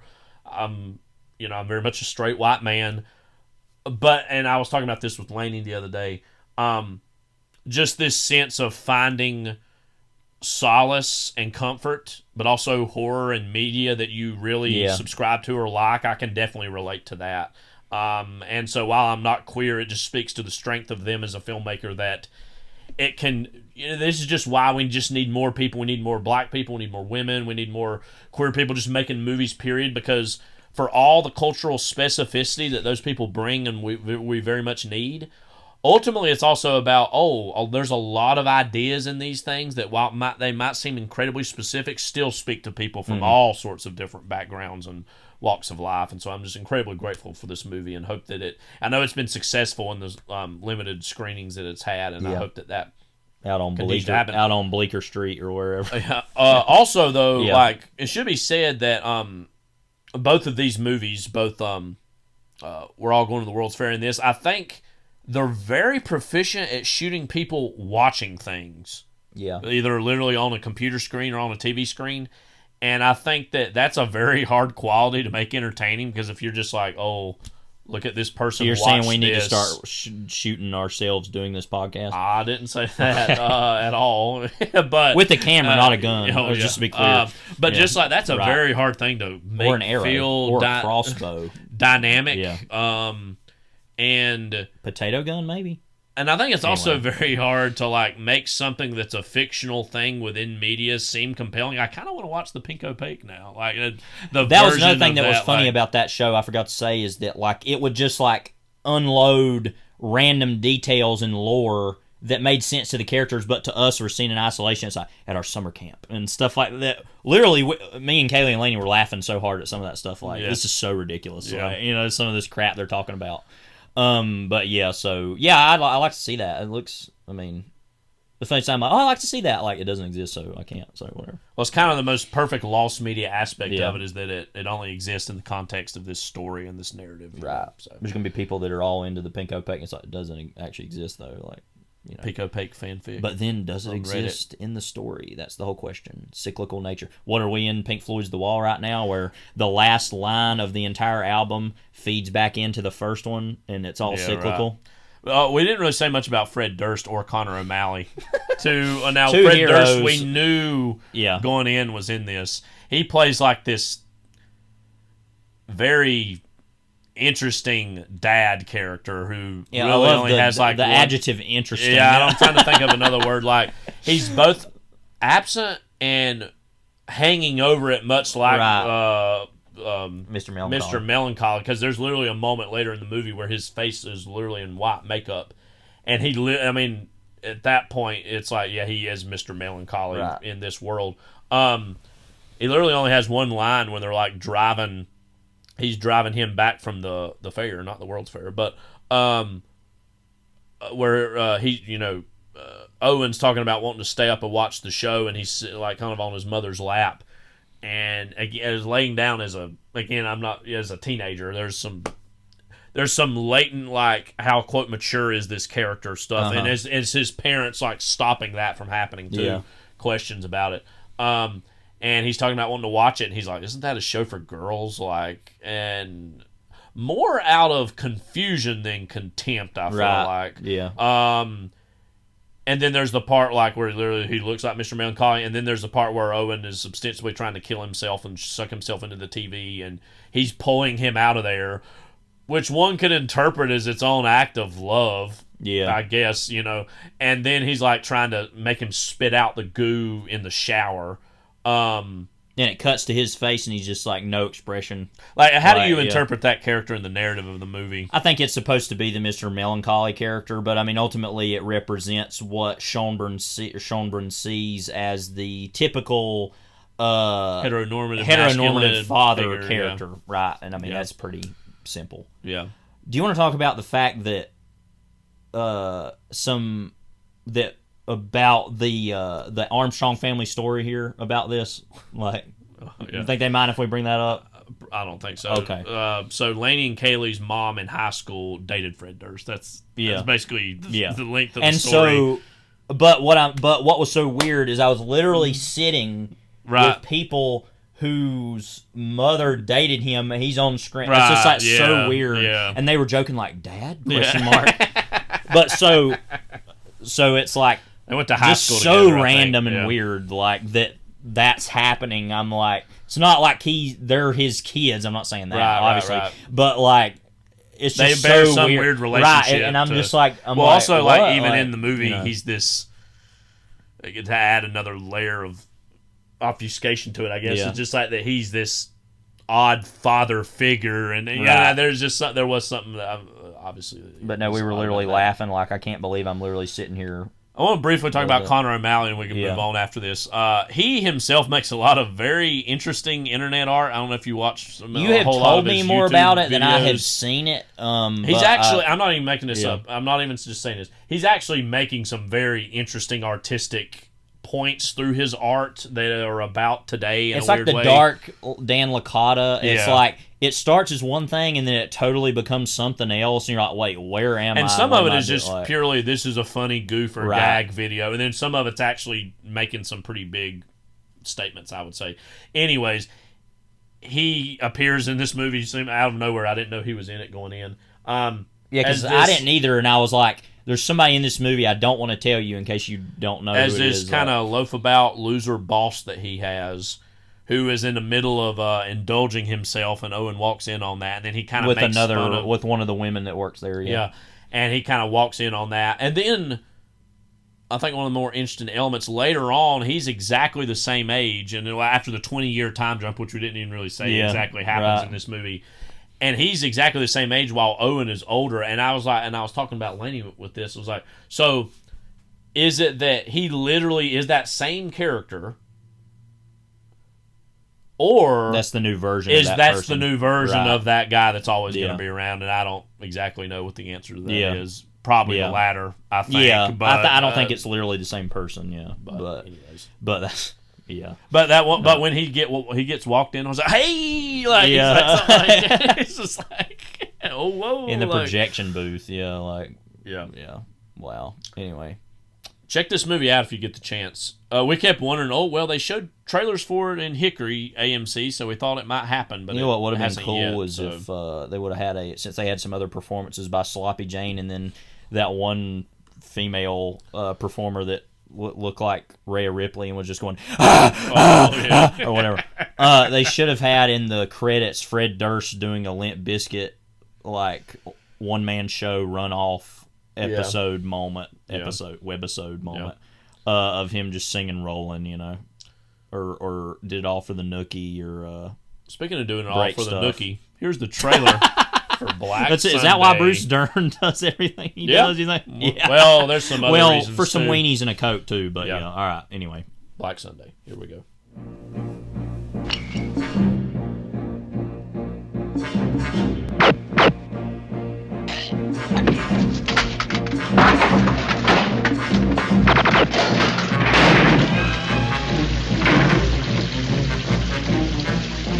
People of America. This situation is unbearable for us. Until you understand that and stop helping the Israelis with arms and money, we of the Black September movement will make it unbearable for you. Today's horror is nothing to what will happen unless your government acts now. We have begun the year for you with bloodshed.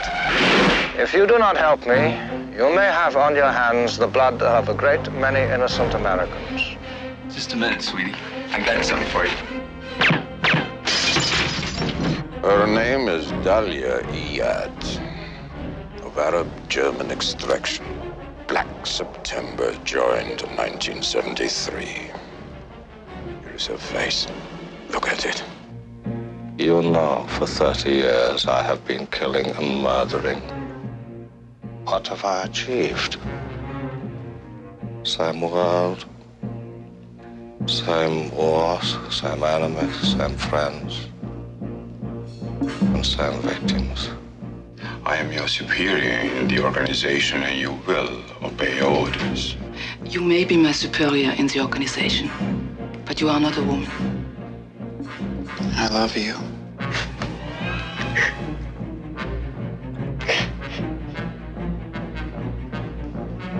We found Dahlia Iyad. You sure? Positively identified in a Miami hotel last night. The day we set the big one off, we're only going to be 100 feet off the ground, right over the 50-yard line. Now look at this. That means 222,000 darts in the kill zone for 80,000 people. The National Football League welcomes you to Miami's Orange Bowl in the championship of professional football. What exactly is this Super Bowl? Are you out of your mind? Pat Summerall with Tom Brookshire. And Tom, you can feel the pressure building up all week. So here we go. Super Bowl is underway.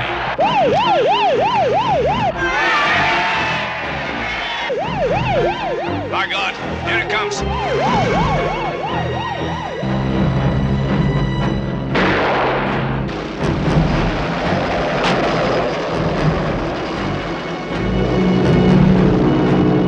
Corley to stadium, Corley to stadium. Signal red alert. Get the president out of the stadium. All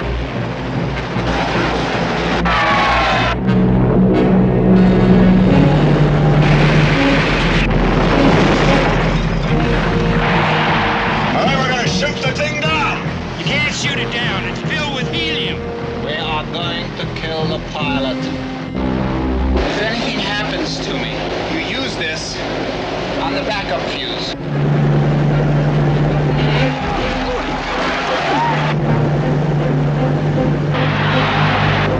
It's going right into the stadium.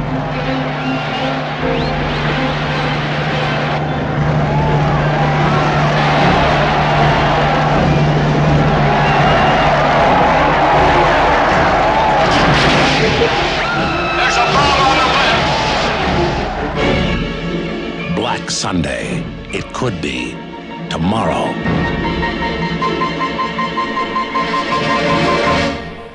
So of course you can't have a 2.5 hour movie and not have a 4 minute trailer. Well, we've right? talked about this with the Godfather movies before. The trailers for those are like. So Robert Evans just loves to cut along. That's his trailer. deal, you know. I'm not, and I don't think these trailers. Do you think these trailers are quote? Well, we joke about the Godfather 2 one all the time, but like objectively good that they're as long as they are. I don't think so. No, but they do show that back then people did have more patience for things. I'm not saying that that makes them inherently better now, but then compared to now. But it is interesting that even back then, like, we're going to give you a trailer that's the length of smoking a cigarette. Like, there is something very funny in the 70s about that. All right, Levi. Tell us all about Black Sunday. I've never heard anybody say that way. That's funny. So Black Sunday is a 1977 American action thriller film directed by John Frankenheimer, the GOAT. Based on... I said that. Wikipedia didn't. Yeah. Although we should put that in there like it once said Republican clown about that one guy. And based on Thomas Harris's novel of the same name, produced by Robert Evans, stars Robert Shaw, Bruce Dern, Mark Keller, nominated for Edgar Allan Poe Award in 1978. Okay. Screenplay was written by Ernest Lehman, who, to go talk about him briefly, big screenwriter, wrote stuff with Billy Wilder, of course, and also wrote North by Northwest, Sweet Smell Success with Clifford Odets, North by Northwest. I mean, the list goes on and on. West Side Story, Who's Afraid of Virginia Woolf, Sound of Music, Hello Dolly, Portnoy's Complaint, Family Plot. If you're going through pure, just wow, I mean, he's one of those classic Hollywood screenwriters that has so much juice. So that's a big, and then also he wrote it along with this film, along with Kenneth Ross and Ivan Moffat. Kenneth Ross also wrote the screenplay for The Day of the Jackal, which is another political thriller of that time, based on that Frederick Forsyth novel from 1971. And of course, Ivan Moffat also wrote an adapted Giant. So really heavy hitters there, all told. Also, I said being based on a Thomas Harris novel, of course, who wrote all of the Silence of the Lambs books. But basically, it says the inspiration of the story came from the Munich massacre, perpetrated by the Black September organization against Israeli athletes at the 1972 Summer Olympics, which kind of gave the title for the novel and the film. But essentially, it's about the Black September movement wanting to, kind of pay penance against the United States for its support of Israel by detonating a bomb or basically committing some major terrorist act which is basically they get the idea from a former POW from Vietnam, played by Bruce Dern, who flies the Goodyear blimp for television over these NFL football games for, because he's randomly trained to fly blimps for the Vietnam War. He's like, and then they got rid of that, so then I was doing other stuff. Yeah. Mostly being locked in a bamboo cell, as he says. And he's obviously angry at the United States for being left to be a POW, neglecting and him, basically and the neglecting of veterans in the VA, and also really also the things he had to do in the midst of that. Yes, and his big problem and big anger is the fact that his wife has left him and his family's left him as a result of assuming like he was told and like she was told latent homosexuality when coming back from POW environments.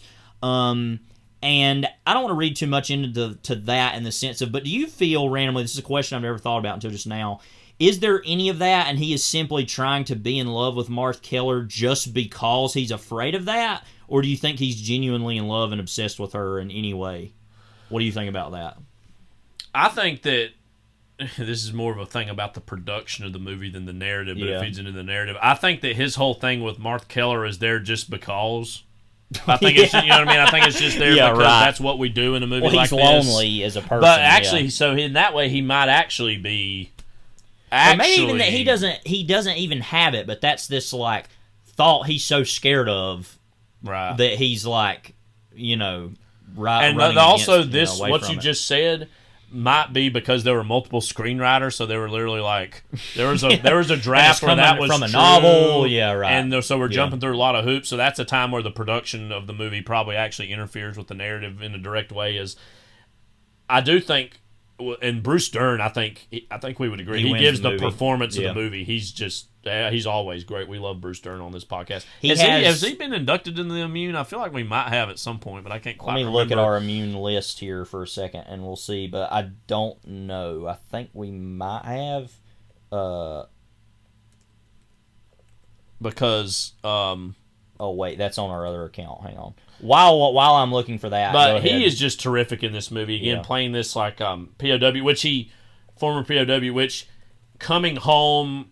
When did that come out? That was around. I think that same time. It was right around this time. Yeah, because some of the scenes in this, you get the feeling that is this literally scenes from that movie, like That was in '78. Ashby. I think that movie's mostly flawed. While okay to good, that along with The Deer Hunter, which is a better movie, but still flawed, I would say, are both very like, all right, Hollywood, we're finally rolling up our sleeves and going to look at Vietnam in a serious way, and there was going to be even more of those in the '80s, because there was a little bit more distance by that point, towards,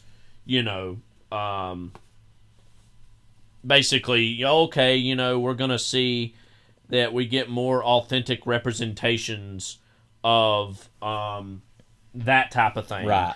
Yeah. I think this is one of the weird ironies is because he has that famous scene that I like to watch and laugh at, but is not, I don't think, actually all that good. Although it does have a... You're talking about in Coming Home. Coming Home has this certain ham-fisted quality that I think actually is... What I'm saying is pseudo-real. Right. And I think that's a good example of sometimes in Hollywood's fakeness that it gets at the realness. Right. That scene's a version of that. Yeah. But I think the irony is in this genre movie that's this big action movie is actually a more interesting and authentic representation of this sort of thing than had maybe previously been done before. Right. And I think too that we played the clip of it last episode. Yeah. The scene, I think it's just like I about wanted to say something after we finished. Oh my god, that was just such an amazing scene to see it again. The whole thing where he's telling the story about seeing the photo of his family. I'm not even kidding. That's some of the best screenwriting of the 70s. It really is. And again, this is part of what makes this movie so such one of the best 4-star movies ever made is how I like to talk about this movie. Is it's got that moment in it, and you're like, wow. Like that's just. But then it's got Robert Shaw like, we're going to shoot the pilot. That's why it's the best 4-star movie of all time. Is that it's just like it operates in both of those. It's like, oh look, it's Pat Summerall. Oh look, it's Terry Bradshaw. Terry Bradshaw. That's his brother, Teddy Bradshaw. Yeah. Terry Bradshaw, and oh look, it's Tom Landry. Like right, It has that quality of just like And that again, we're going to talk about Frankenheimer here in a little bit. Why I think he weirdly is underrated, I think, while also being generally loved and respected.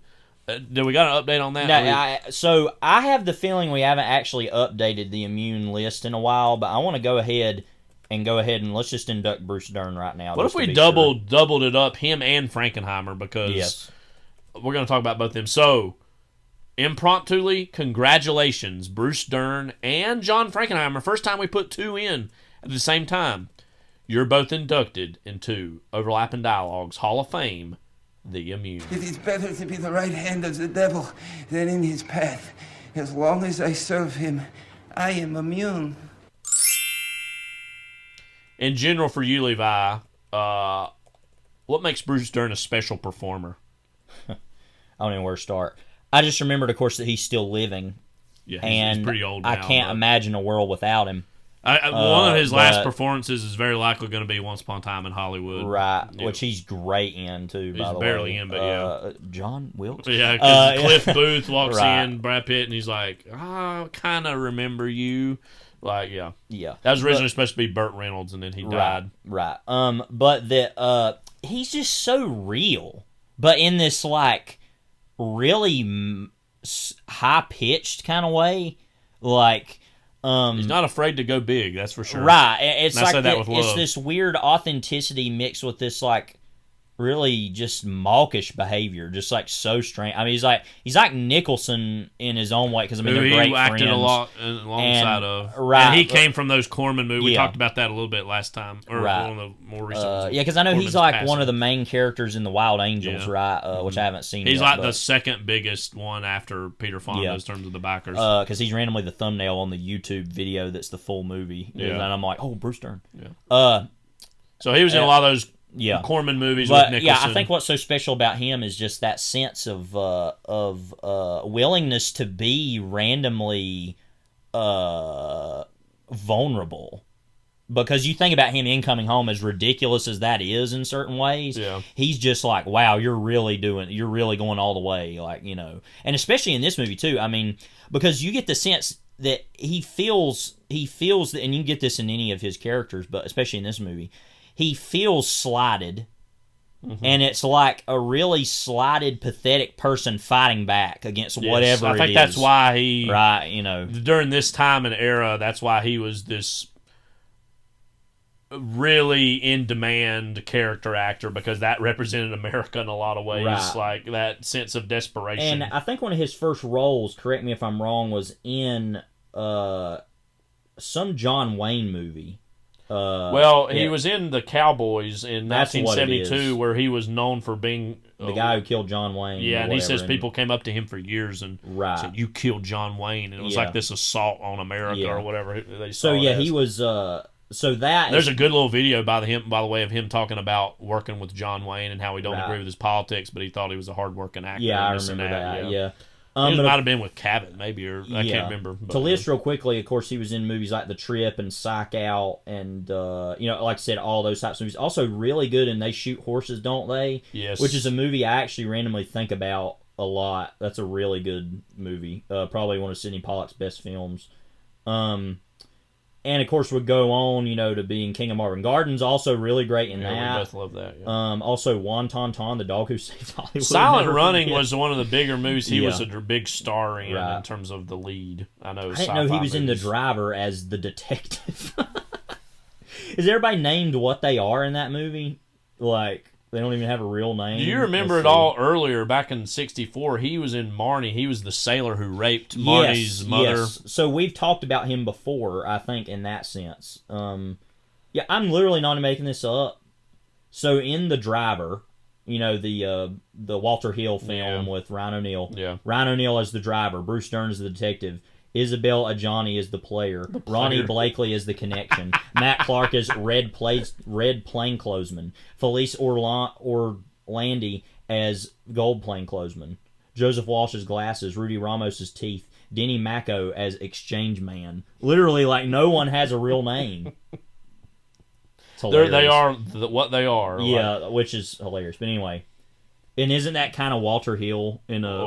And I say that somebody who's actually grown to like him more, but yeah, like, that's literally his whole deal. You would expect that to be the character names also in Streets of Fire, like the Drifter, right? Like the musician. He's also in The Great Gatsby as Tom Buchanan. I mean, we could go through his stuff here, but The Burbs is one that he's also memorably in. That's obviously his big comedy, but he's pretty funny in. Right. But then he's had this recent career resurgence too. He's in All the Pretty Horses, supposedly. In more recent years, Nebraska,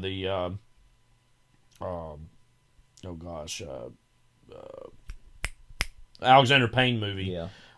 He had a small part in Django Unchained. Yeah, he was also in Monster, that Patty Jenkins movie about Eileen Wuornos. He was in the 2017 Chappaquiddick as Joe Kennedy Sr., apparently. Literally what? Yeah. Like, that's what I'm saying. Like, you blink and you feel like some of these people, it's like they just do stuff and you're like, I had no clue that happened.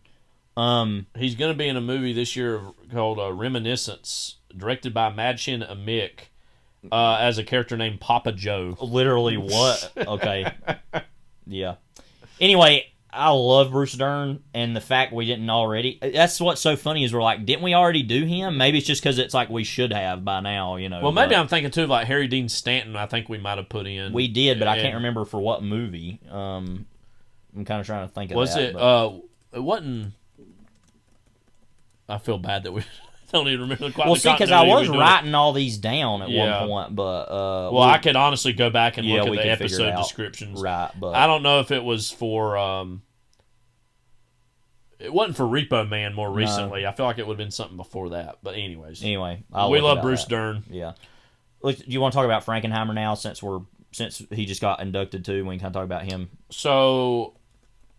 And this is why I felt weird even saying this about him, because I feel like among cinephiles, he is very well regarded. You know what I mean? Right. I feel like he's very much respected. And we've done Seconds before. I mean, so we've talked about his brilliance. I think in just terms of pure action thriller filmmakers, I can't think of many directors I would rather have direct an action or thriller than him. He understands the genre in a fundamental way. Before action movies were even exactly codified the way they would be by the late 70s going into the 80s, he was one of the architects of what an action movie feels and sounds like and looks like and is about. Because this might sound very like fundamental screenwriting 101, and I don't think he was mostly a director. He didn't write a lot of screenplays, but obviously they all have a Frankenheimer quality to them. But a lot of his movies are about like men at the end of their rope against all odds, like either been rejected by society or their families or like some aspect, and them kind of fighting against the dying of the light in some fundamental way, especially those 60s movies like Manchurian Candidate, which I actually happened to rewatch relatively recently, and I don't think it's a perfect movie, but I think is pretty great. 7 Days in May, which I adore. Obviously Seconds, which is amazing. We've talked about Frankenheimer before. We did Seconds. Yeah. So, and then, but then also like Grand Prix, which like is not some heady movie, but like it obviously has terrific racing sequences, but also like you do feel like it's like not just totally warmed up, glazed over characters in it either, though. No. Like I mean, it feels like an actual. That's what's so because that's the thing. We were just talking about this recently about Grand Prix. That's a movie that you watch and it's like you see all these racing movies, right? Now I'm gonna go out there on a limb and say I think most racing movies are kind of low key trash. Well, they're pretty road because like it's like let's just race these cars, right? And it's like you get movies like Days of Thunder or even now, I'd like to see Le Mans because I know that's a Paul Newman film. But you get Steve McQueen movies like that. I mean, it's just all very like, I'm a race car driver, and it's great. But you put James Garner in anything anyway, it's going to be interesting. Just because he's one of those few like ham-fisted kind of actors that actually is like kind of quiet and reserved and like is really interesting. Is like as a TV. I know there's a lot of TV shows we're still wanting to watch or in the process of watching, but The Rockford Files has always randomly been one of those shows that I think's got a good little premise, and I think I really like. He has a really good personality for that too. Yeah. But yeah, so he's mostly known as a TV star. Yeah, also, and I mean he was in like Bat Masterson stuff and like. Maverick, I think too. Maverick, yeah. But yeah, that. Anyway, point is that movie is like it has the best racing sequences in any movie, basically, because it's shot in Cinerama. Also, it has an international looks cast amazing, right? Too, yes, it has Seisu Hayakawa in it. Yeah, it's like a lot of people. Mifune's in it, not Seisu Hayakawa. Sorry, Mifune and all these people, and but it actually feels like it's about people, and it actually stops to take time to talk about all that. The stuff between them. And it's like even when those scenes and those scenes aren't boring, but even if they were, they're shot in friggin' Cinerama. Right. So it's like who cares, Even dialogue scenes in Cinerama are like great. So like that's one of those movies that even still while being and he made that movie the same year as Seconds. Right. Can you believe that? Like those two totally different movies. Like I can't think of more different movies that a filmmaker has made in the same year. Like, that's just crazy. And then, of course, would even go on to make a sequel to French Connection, which I haven't seen, but, like, I have a hard time believing that's that bad, Made this, and, of course, we're going to make a lot of other movies in the 70s that I've wanted to see, like I Walk the Line. The Iceman Cometh's amazing, also. I think that's randomly one of his underrated movies, and that's an amazing play, too. Right. But, But wouldn't you agree that, like, a lot of these 60s movies, especially, people who are maybe, quote, bored by black and white, which obviously we're not, but, like, wouldn't he be one of the first filmmakers you would recommend to somebody who's like, no, but these, watch these, you'll like these, you know what I mean? And also even Ronin later, which is literally maybe the best movie that could be maybe bad.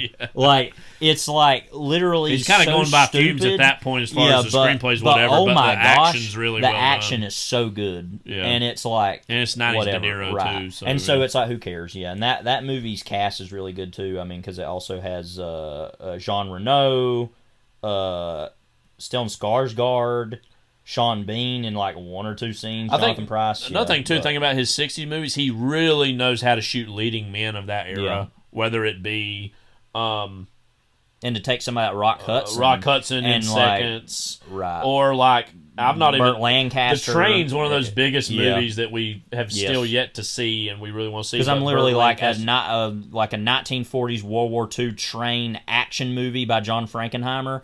It's called Hell Yeah. I mean, but yeah, and then we still haven't seen it. But even looking at the poster for it on Wikipedia, it's like, oh yeah. There was a movie he made called 99 and 44 and 100% Dead, also known as Call Harry Crown. But anyway, Richard Harris was starred in that. But Evan O'Brien was Uncle Frank Kelly in that. Oh my god! But anyway, so like Chuck Connors was Marvin Claw Zuckerman. That he also, it should be noted, made a lot of films for television, which I've always heard good things about, called Against the Wall, The Burning Season. He made that movie about Andersonville. I know a lot of people say good things about. And a movie about George Wallace with Gary Sinise as George Wallace. They also made Andersonville. That's what I just said. That I've heard a lot of good things about that movie, actually. Yeah. But anyway, and he was very similar to Sidney Lumet at the time, who also made a lot of films, about similarly like journeyman directors. A lot of, and I'm not saying that's not true, because I think there is similarities. A lot of Lumet movies were consistently like considered. A pictures up for Oscars of that time. That his movies, Frankenheimer's movies, were not necessarily. They were a lot more piercing and risky in a lot of ways, and so then you come to a movie like this, and so that's kind of what we're getting at. I think is like he's the highbrow director of the genre. Like you said, maybe the greatest genre director, question mark. I think, and I'm not even saying this with any condescension whatsoever. I think there's a lot of more recent cinephiles are like, has singled John Carpenter out as this cool king designation. And again, the more Carpenter movies I see, specifically some that are a little off the beaten path, like Prince of Darkness or In the Mouth of Madness, I mean, those are like, wow, those are really good. Yeah. But I think again with Frankenheimer, that it being from a little bit of an older era, as I said, a lot of those 60 movies, and again, I love movies from every era, of course, so does Levi, but like, he would be one of the first directors I would recommend the work to of somebody like, no, this is actually more modern and more... Him or Hitchcock. Both of them, I would say. And I just think that he's, again, especially the 60 stuff is just so great. And this, like I said, what's so great about it to me is that while it doesn't quite reach the heights of some of those movies, it is, like, to me, the best 4-star movie of all time, 4 out of 5, where it's like, it just knows exactly what it is. It executes on every level. And one thing that I love about genre movies or B movies as reflections of their time is that they're literally mining through the newspaper. What's going on? Vietnam, and I know this is based on a book too, so there's that element. But like, Vietnam, Israel, Palestine, PTSD, just everything. It just like is just pulling from all these sources and creates a piece of entertainment that certainly stands up years later, but also is a great reflection of what everybody was was caring about during that time. Especially you had all these political thrillers of the time too. I mean, you had obviously like 3 Days of the Condor, which is great. I think that's one of the better ones. Other than, I think this is maybe better than that, but I like this better than that, definitely. But then you have also stuff like Marathon Man and like stuff that's fine, but it's more just kind of like, it feels like a new Hollywood movie wanting to be a political thriller. Some of those, all the Alan J. Pakula movies, yes, are more Clues, specifically thrillers, right? Parallax View, right. And so all those movies that are like, it's that, but it kind of wants to be something else too, and it's kind of being a little too heady. Well, sometimes. Also another thing too is that a lot of those movies are like kind of pointing the finger at America in some roundabout way, and this is like, well, I'm not saying America's perfect. It's like, but like this guy's some whack job like villain in terms of Bruce Dern's character, and then we got like the Palestinians that we can sure blame for something, and so it's just like it is kind of like pointing the finger more outward, like, no, y'all are crazy, and we're gonna go after you, like there's a kind of a almost reactionary response to some of those, like Pakula, actually America's withering from within. It's like kind of a reversal of, actually the world's crazy, and So what do you think about Robert Shaw in this movie then, since as a leading, like, how do you think he leads the movie, and what does his presence say? Well, again, as somebody, if you say Robert Shaw to me, my mind goes first and foremost to one movie. It's of course Jaws, which, buckle your seatbelts. Who knows? Might be on the horizon. It's not a man for all seasons. But he always, and in my general conception of Robert Shaw, even him as a villain in From Russia with Love, the Bond movie, obviously 10 plus years before this. He's great in that too. He is, He's always like left of center. He's not the main character. Like, obviously Roy Scheider is the main character of Jaws, and obviously Connery and that. And then he's even the villain, of course, in Taking a Pelham 1, 2, 3, which is also a terrific movie. That's a good movie. Mathau's, of course, the hilarious ending. Literally one of the funniest endings in any movie ever. As well. But so seeing him not only be the lead, but also have this like ridiculous accent. Yeah. Sure, why not? It's just like, I don't know exactly how, quote, credible it is as an Israeli accent. But you literally Levi was like more like Benjamin Disraeli. Watching this. It's like seeing him as the lead in this, because it easily could have been, let's get Burt Reynolds, or let's get Robert Redford, or we'll get Warren Beatty, or we'll get Nicholson, or we'll just get some, And I really love the decision of this movie.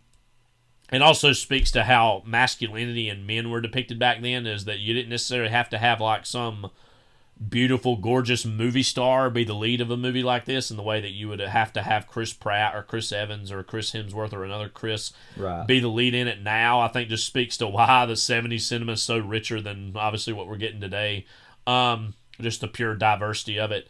I think he's good as the lead, but again, it speaks to like the kind of the ham-fisted quality that he's not only the lead, but he's also got this accent. It's also interesting that he's not making any effort to be, quote, a wisecracking, like, having a good time. He has no interest in anything that's going on other than dealing with and this I couldn't remember the details of it, and I was asking Levi about it. There is a backstory that's given out in this movie about his family was essentially killed by Palestinian terrorists, so he's obviously, he doesn't find any delight in anything other than we're going to shoot the pilot. You know, that level, that's where his life's at this point. Is that's where I get any sense of joy in my life is of, killing a terrorist. Yeah, because there is a scene with him and Stephen Keats, who was, of course, in The Friends of Eddie Coyle, and we talked about. And so that he talks with him, kind of about, what am I like? What has all this been any good for? You know? And I don't want to walk away from the movie acting like this movie doesn't have something for him too, because even though he's a more one-dimensional character than like Marth Keller or like Bruce Dern, there are moments where he's like, I don't really know what my life's about, but I know these people are evil, and I have to come up with some kind of revenge for what they've done to me and my family, even if it's not literally the same people, right? So it actually is something when it easily could not be. So that's what I'm saying. Even that character, which is pretty basic and pretty mute person in a lot of ways, still there's something there for that person to be, have something going on. Mm-hmm. By the way, I just want to remark upon the fact that he was in a movie called The Guest with Alan Bates and Donald Pleasance, and look at the poster for that. This is one of the very best, a work of advanced art, someone said. Wow. Yeah, but anyway. We talk a little bit about Marth Keller in this, too, and she's, I feel like between her and Dern, she's the more ideologically driven villain, because he gives a lot of like, oh, I'm doing it for this and that, but a lot of it is just masking this familial pain and also PTSD he's going through. She's more of the ideologically driven, villain, I would say, out of the two. She's probably better known for her role in Marathon Man. I think of her also as a strange but perplexed fan of the movie Bobby Deerfield, which is just such a weird movie. And how enigmatic and odd she is, as far as just this woman that he falls in love with is very impulsive, and there's a really amazing scene in that movie between her and Pacino, and she's getting on a hot air balloon, and he just yelling and screaming at her. Yeah. It's just like, okay. I do feel like... Do you feel like the movie's trying to say, oh, she kind of has a point, though? In terms of like what she's trying to accomplish. She's the one minor failure of the movie, in the sense of, I don't really know what this movie's trying to say about that character. To me, it feels kind of like you said, oh, she has a point, or like...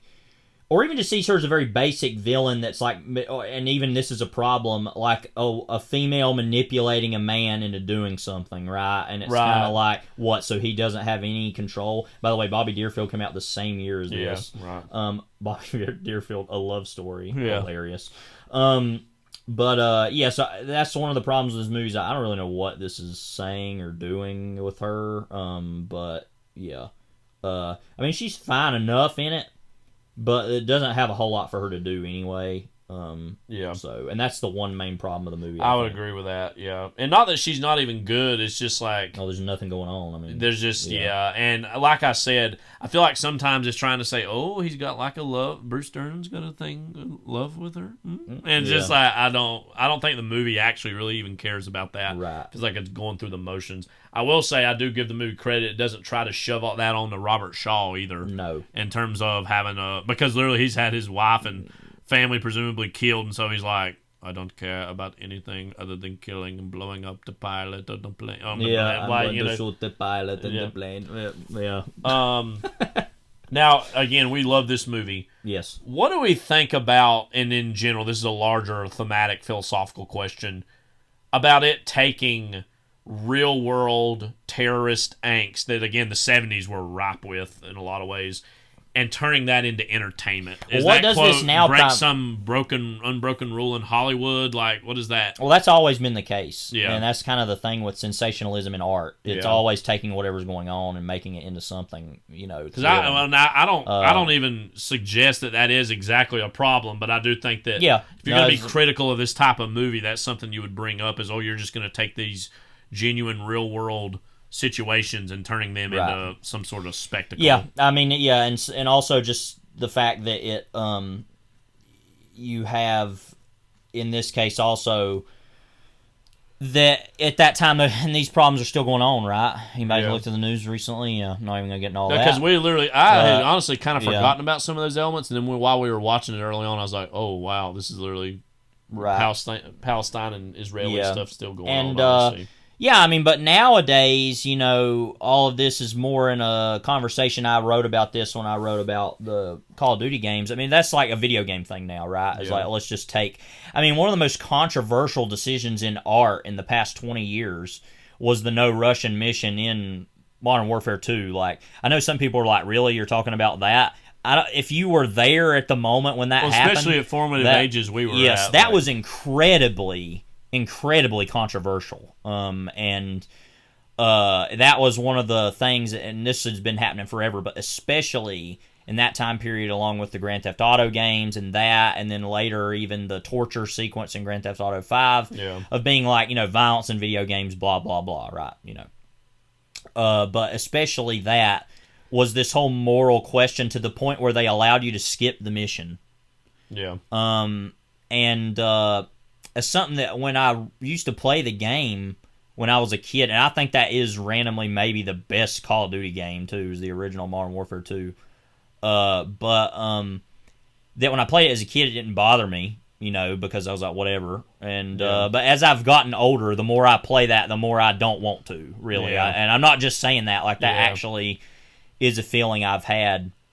But I think, part of that, and then they had similar situations in the newest Modern Warfare game where you were like breaching and clearing rooms and houses, and there were like innocents there, and you could shoot them or not shoot them, and it was kind of like, well, that's up to you to decide. Trying to actually implicate you in the playing of the game. Now, the no Russian version of that is like really ham-fisted, stupid, lame-brain version of doing that. But at the same time, it is by saying, okay, well, this is what this means when you do these things, So I think similarly in this movie, it might be asking the same question of like, well, this is what happens when you leave somebody alive. Maybe they'll come back and do this, and not even saying you were wrong to let them live. It's like that's the consequence. Because like I don't quite remember. I don't think he has all that much regret about doing it, and I think that even he mentions it, and other characters kind of shrug like, it's like.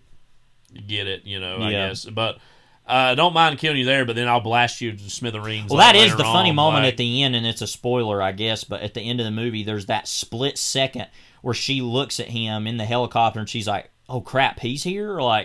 And then he looks for 2 seconds, and there's a split second of he's like, will I? He's like, I will. And he immediately blasts her to hell, And so, I'm sure somebody at the time or even watching it now laughs as he should have done that at the beginning. Yeah, I know, right. But so all that's to say that, what's the responsibility? I mean, I don't know.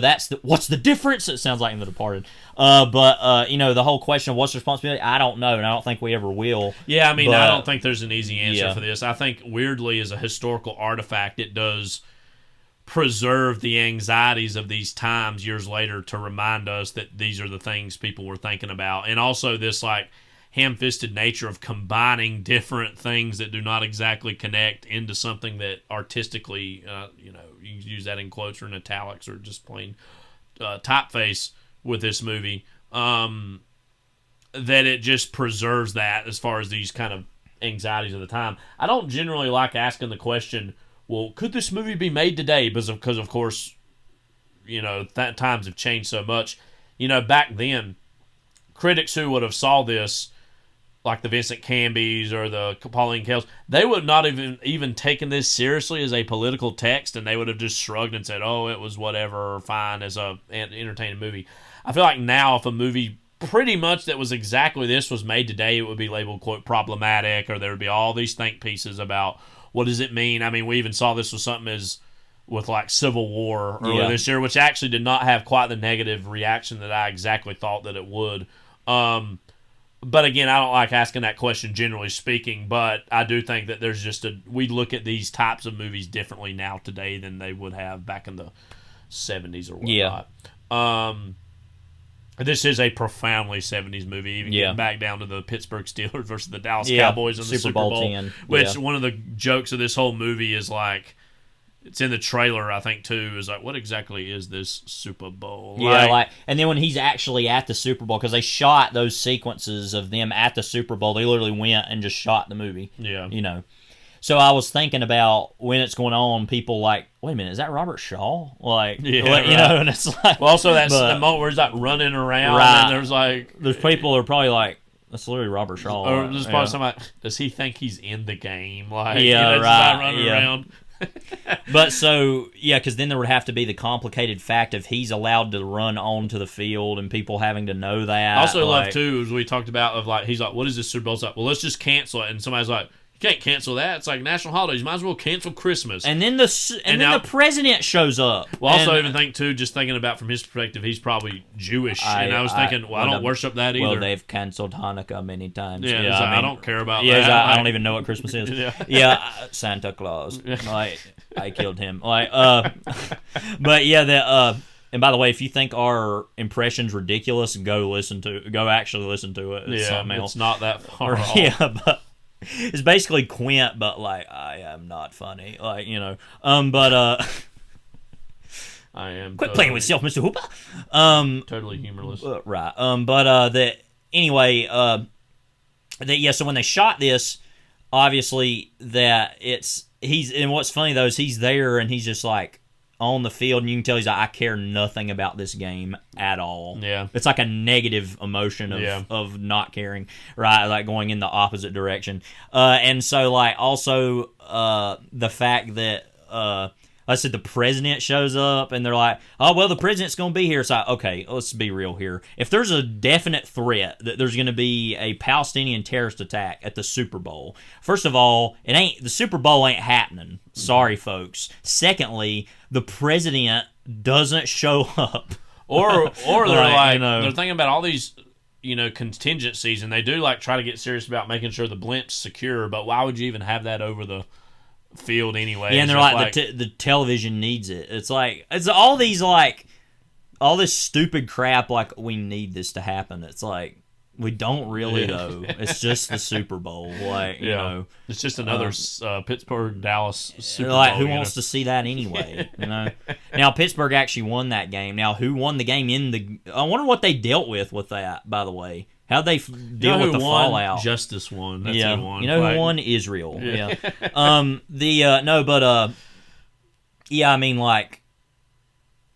do wonder that though. It's like, what did they do after the movie? Did they just play the game again, or like, who really won? Did Shaw realize, what? Now that it's taken care of, I want to go back and watch the game. And he's like sitting there with like a cowboy hat on, drinking Steve Weiser, listen to some Backstreet drinking Boys. Shaw Weiser, But ultimately, I love that it places itself within that, because that's one of my favorite things in movies is when you can take an actual event and go and film it out. Like one of my favorite is like in The Friends of Eddie Coyle, where they literally do that with that like Boston Bruins game, hockey game, and like literally Bobby Orr is there playing, and Bobby Orr, Robert Mitchell, and they just went and shot that at an actual hockey game. Is just kind of crazy. It's like they don't really do stuff like that anymore.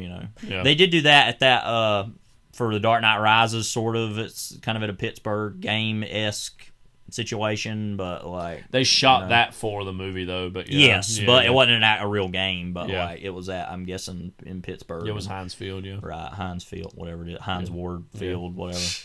It ain't named after Heinz Ward, I'm guessing. No, it's named after Heinz, like Heinz ketchup. Beans and ketchup and all that. Their flavorless sauce. But hint, hint. We keep hinting around about Mad Men. I guess question mark. Yeah. Love this movie. Yeah. Anything else to say about it? No, I mean I feel like we're leaving so much out. That's the thing. We even talk about Fritz Weaver being in it and him being kind of funny in it. Well, there is a lot of great main guy, Michael V. Gazzo also. Oh, okay. We can't leave this without talking about Captain Ogawa, can we? I guess. I'm not going to say much about it other than one of the greatest deaths on-screen deaths. Played by a guy by the name of Clyde Kusatsu, I believe how you say his name. So, yeah, Captain Ogawa has kind of entered a legendary lexicon between Levi and I because there's a scene where he was on the boat that was trying to be, like, hijacked, basically, I guess. Wasn't it? Wasn't that what it was? Like, by the terrorists... And they leave a bomb behind. Well, no, what it was... he was in league with them. They were bringing in the plastic explosive that was in the, like, Mother Mary little figurines, and he basically smuggled them in, and he was basically going to rat them out, and they decided to liquidate his assets, if you know what I mean. Yeah, so there's a scene where he's sitting in the room with Robert Shaw in, like, the cabin. Yeah. And, Robert Shaw's, like, kind of lightly asking him questions, a light interrogation. Then the phone rings and he walks over and answers this is Captain Ogawa, and then blows up. It literally blows his head. And off, Robert Shaw seems pretty nonplussed by the whole thing. He's just kind of sitting there like, well, Captain Ogawa. It was Captain Ogawa. Yeah. So yeah, that's a great moment. Also, we forgot to mention William Daniels is the VA guy in it. Oh yeah, and that's another great scene between him and Bruce Dern. That was in terms of like that kind of feeds the whole nobody cares about me like vibe that Dern's. He's like, you're right, we don't. Yeah, basically, yeah. It's like that's where it hints at you said to like the homosexuality element of like whether he's gay or not. Which I didn't even talk honestly, a lot about 2 weenies and a Coke, if you know what I mean. It's a good night for him. Yeah, Saturday night for him. But yeah, I think that I didn't even really think about that. Is he actually secretly gay element to this until you said it because. Well, again, I don't even know if it, like I said, I don't even know if it's even that he actually is. He is just so scared of that idea. Well, it goes back to an even earlier version of what we were talking about when I saw the TV. Yeah, that it's like I can't let that even enter my mind that I'm going to be with Mark Keller just because, right? Well, like I said, I think it's just that's just what we do in these kind of movies. So that's what it is, But also, oh, you got crazy ideas too. Let's hook up. Let's exchange numbers in the war. In the war. But no, I think we do need to leave it on this where we kind of started. Ultimately, is with his scene with Mark Keller. Just that whole idea of really the fractured mind of the veteran being, I didn't care about my family. I looked more at the shadow of who took the picture, thinking who took the picture, literally, like who is that person that's living my life, right? And that being, and all that being in the middle of this, blip's gonna blow up over Super Bowl, and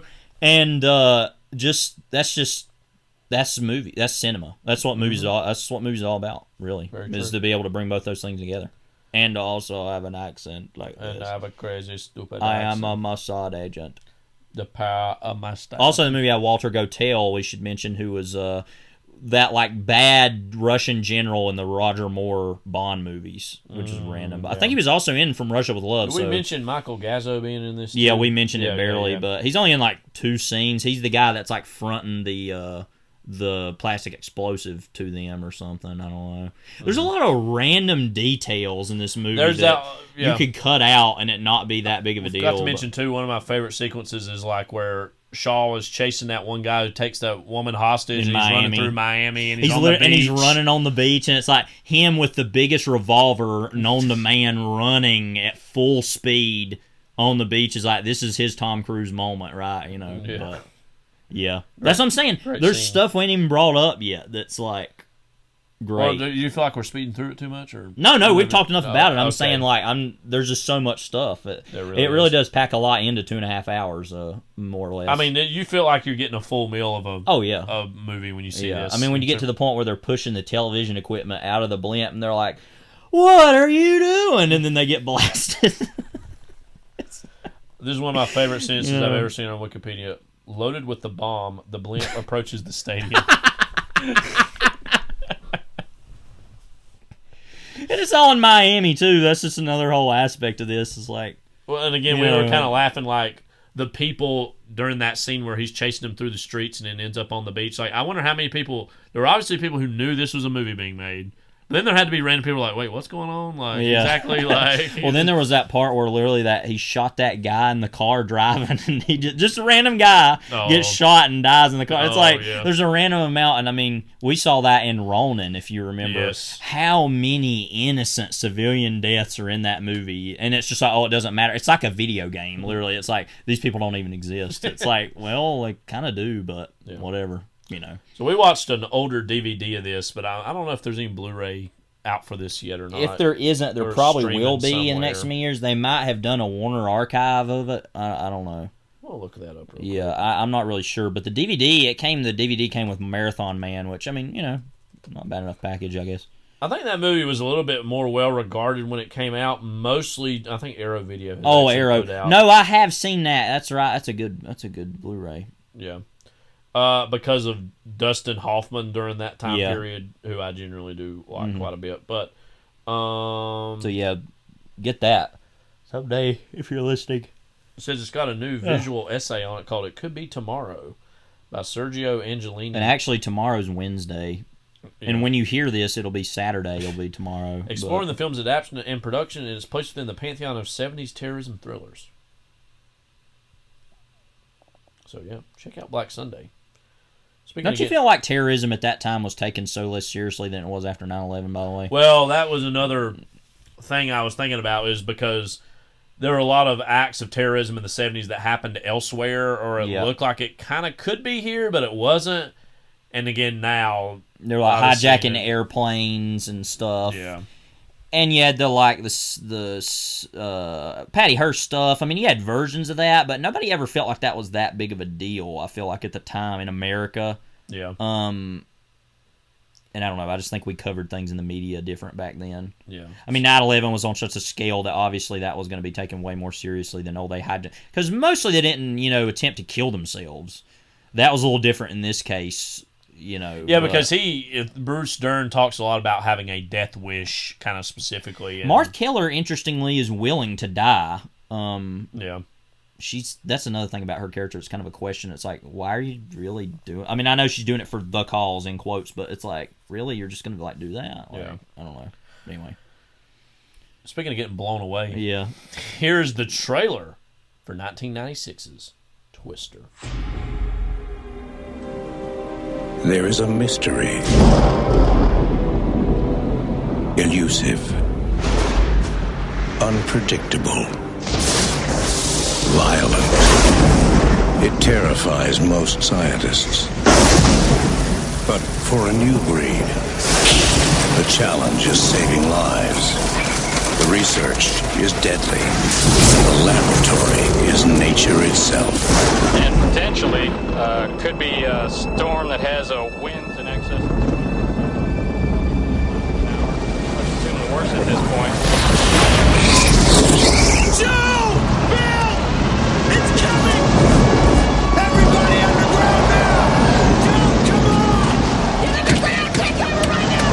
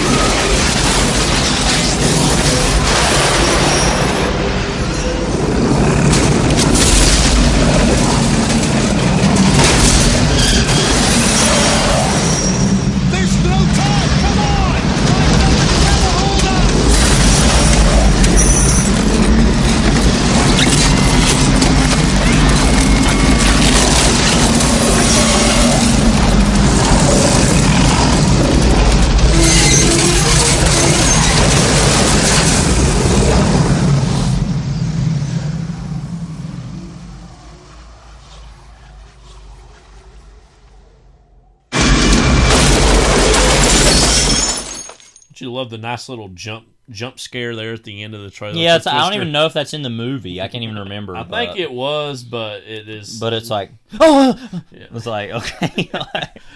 Twister, 1996 American disaster thriller film, directed by Jan de Bont. Jan de Bont. Jan de Bont. Jan de Bont. From a screenplay by Michael Crichton and Anne-Marie Martin. She was also an actress, because we're going to talk about Crichton later, so we'll talk about her now. Anne-Marie Martin, in Prom Night from 1980. Yeah. Slasher movie. And The Boogans. I don't know if you've heard of that. I don't know. It was 81. I have, but I forgot it existed. The Boogans. Yeah. So she was actually, ooh, look at this. I didn't know this. Michael Crichton's spouse. Oh, okay. Actually. So I didn't know that. From 87 to 2003. Had one child. One could argue two, in this movie being another one. Ooh. Produced by Crichton, Kathleen Kennedy, Ian Bryce. Spielberg was an executive producer. Yes, there's an Amblin film. Which most of their movies were made with Universal, so this was a rare... It said Warner Brothers and Universal at one point, so it was probably Warner Brothers under the Universal banner of Amblin. A real, quote, sweetheart deal, close quotes. I'm not sure what happened there, like why this became a Warner Brothers property. I don't know, but anyway. Stars an ensemble cast that includes Helen Hunt, Bill Paxton, Jamie Gertz, and Carrie Elways as a group of amateur but spirited storm chasers. That's what I love. It's like, but they're spirited, all right. Trying to deploy tornado research device during a severe outbreak in Oklahoma. So I don't really describe them as amateur exactly. No, they seem like they're working for somebody. I mean, well, they're about the science. They're not about the money. Yeah, as we know. We'll talk about later. It was released summer movie May 10th, 96. Notable for being among the first films to be released on DVD in the United States. Interesting. We talked about this last time. Made a monster amount of money, $495.7 million on in the box office in off of 96. A what budget? 88 to 92 million. Yeah, that's good. And then I think it was a huge hit on home video also. So this was a huge hit. We've got the VHS, so from the 90s. But I've only just seen we were kind of joking as we watched this. This is almost like Jaws, but like with tornadoes instead of a shark.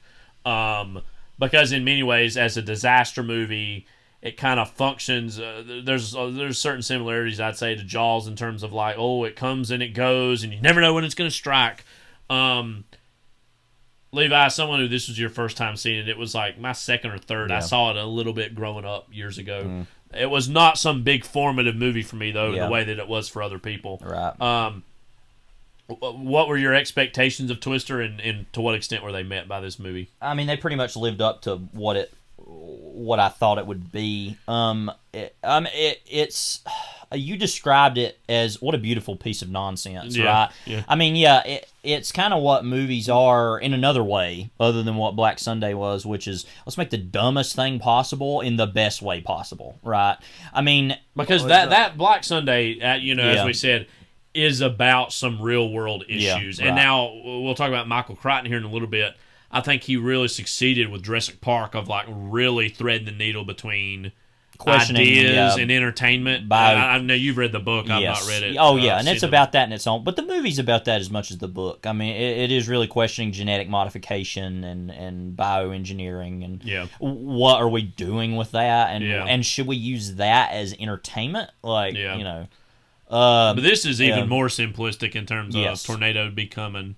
But the tornado here, and the whole, and it does get into the whole mentality of storm chasers. Like we want to get close to capture it, and in this case, like send these research drone whirligig. There's a point where they literally study it. They literally to change them. Their like 2.0 version is to put like basically make like daggum pinwheels out of like Pepsi cans and like send them.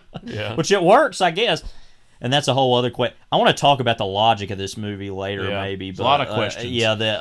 Especially about the idea of what are you actually getting out of this? Yeah. It's like, we sent it in there. All right, you got some data. What's it going to do, though? Mm-hmm. It's like, man, we figured a lot out about tornadoes. It's wind going in a circle. Like, well, I mean... It is more complicated yes, than that. But like, what can you figure out? Now, also, there's the question of, okay, maybe you're figuring out more from these like sentient monster slasher tornadoes that are like slasher villains. Like, I joked in that one scene where they're at that like aunt's house or whatever, and Holly Hunter Helen Hunt. Yeah. I always get those mixed up. Helen Hunt goes upstairs to take a shower, and she's in the shower, and there's like a moment where like it's shot like, oh, is a tornado gonna come through the window and get her in the shower like a Psycho or something?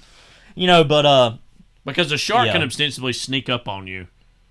A tornado, I think, just gonna happen. Well, a tornado isn't sentient either. It's but anyway, and that's why I'm gonna love to see the sequel that's coming out soon. That it's like, okay, but anyway, so ultimately the movie is. I was very impressed by it in the filmmaking sense. I mean, I loved the. There's a couple set pieces I really love, particularly the one that we used last week of them riding in the ditch and hiding under the little bridge. Mm-hmm. That's really great. And the movie has a sense of humor as depicted in that clip. It's like, where's my truck? And then just slams on there. It's like, there it is. Like, and then it was funny because I was like, oh man, their Dorothy got destroyed. Their machine. Yeah. Oh, we have another one. I feel like every time they turn around, there's another one. Well, I feel like they're making little adjustments to it throughout. But it seems like three or four of them get destroyed, and then it's like, oh, don't worry, we have another one. It's like, what? Like, how many do you have? Another great set piece I think is really good is it's very obvious, but I love it, is the one at the drive-in where The Shining's playing and it like rips through the screen as he's saying, "Here's Johnny." Mm-hmm. Like, that's just a really good. And you visual. don't even hear it, but you know that's what's happening if you've seen that. And when it's like ripping through the screen, So in that way, I mean, this is a movie that's a big Twitter movie. I know a lot of people really love on Twitter. There's a lot of nostalgia for it, and I think there's fed by several things. One, it's also nearly 30 years old now, so it's just like people grew up with it. It is weirdly this piece of IP now because of the sequel coming up, but like it's ostensibly an original movie that came out. It's not based on anything else. And you know what's weird? I just remembered that Universal had that ride of Twister, and it's like, that's kind of a Universal movie. It's also a Warner Bros. movie. Just wildly confusing, that whole situation. But anyway, so that and then was also there's like the wealth of character actors who are in the background of this. Philip Seymour Hoffman. There's so many. Just go through them real quick. Some of these real quick. Lois Smith, who is of course the famous actress from years ago. Yeah. 5 Easy Pieces, East of Eden, tons of stuff. Oh, that's what she's in. Yeah. Aunt Meg, Alan Ruck. Yeah. Sean Whalen, again, Philip Seymour Hoffman. Jeremy Davies, who's of course Upham in Saving Private Ryan. Yeah. Joey Slotnick. He's that guy that was in Drive Away Dolls, I always think of. Yeah. Todd Field, who's of course now a filmmaker. Right. Zach Grenier, he's in a bunch of stuff. And I love too, he's like with Carrie Elways, who's like the villain. Yeah. And he's consistently like, I'm not as bad, but then he gets one of the most horrific deaths. Yeah, I don't think it's much of a spoiler to say that, but his death is one of the most violent things I've ever seen. That's bloodless, right? But I think literally one of the, like, oh I my forgot God, this, but I think if I'm like, what's the big thing I most associate Zach Grenier in? I think it's probably as like Edward Norton's like overbearing boss in Fight Club that he like throws all his contempt at. Of course. He's in. He's also in some other. He's in Deadwood also. Yeah, too. That's what I remember him on a lot. He also was in. I think he was in some other Fincher movies. Let's see. He was in Donnie Brasco. I haven't seen that yet. But Ride with the Devil, he was in. The Shaft remake. Swordfish he's in. I remember that. Yeah. Zodiac. J. Edgar, apparently. He was in a movie called Free the Nipple. Who was he? He was in a movie called Free the Nipple. Who was it? It was about him. Who was he in J. Edgar? John Condon. I don't know who that is. Okay. He was in the RoboCop remake.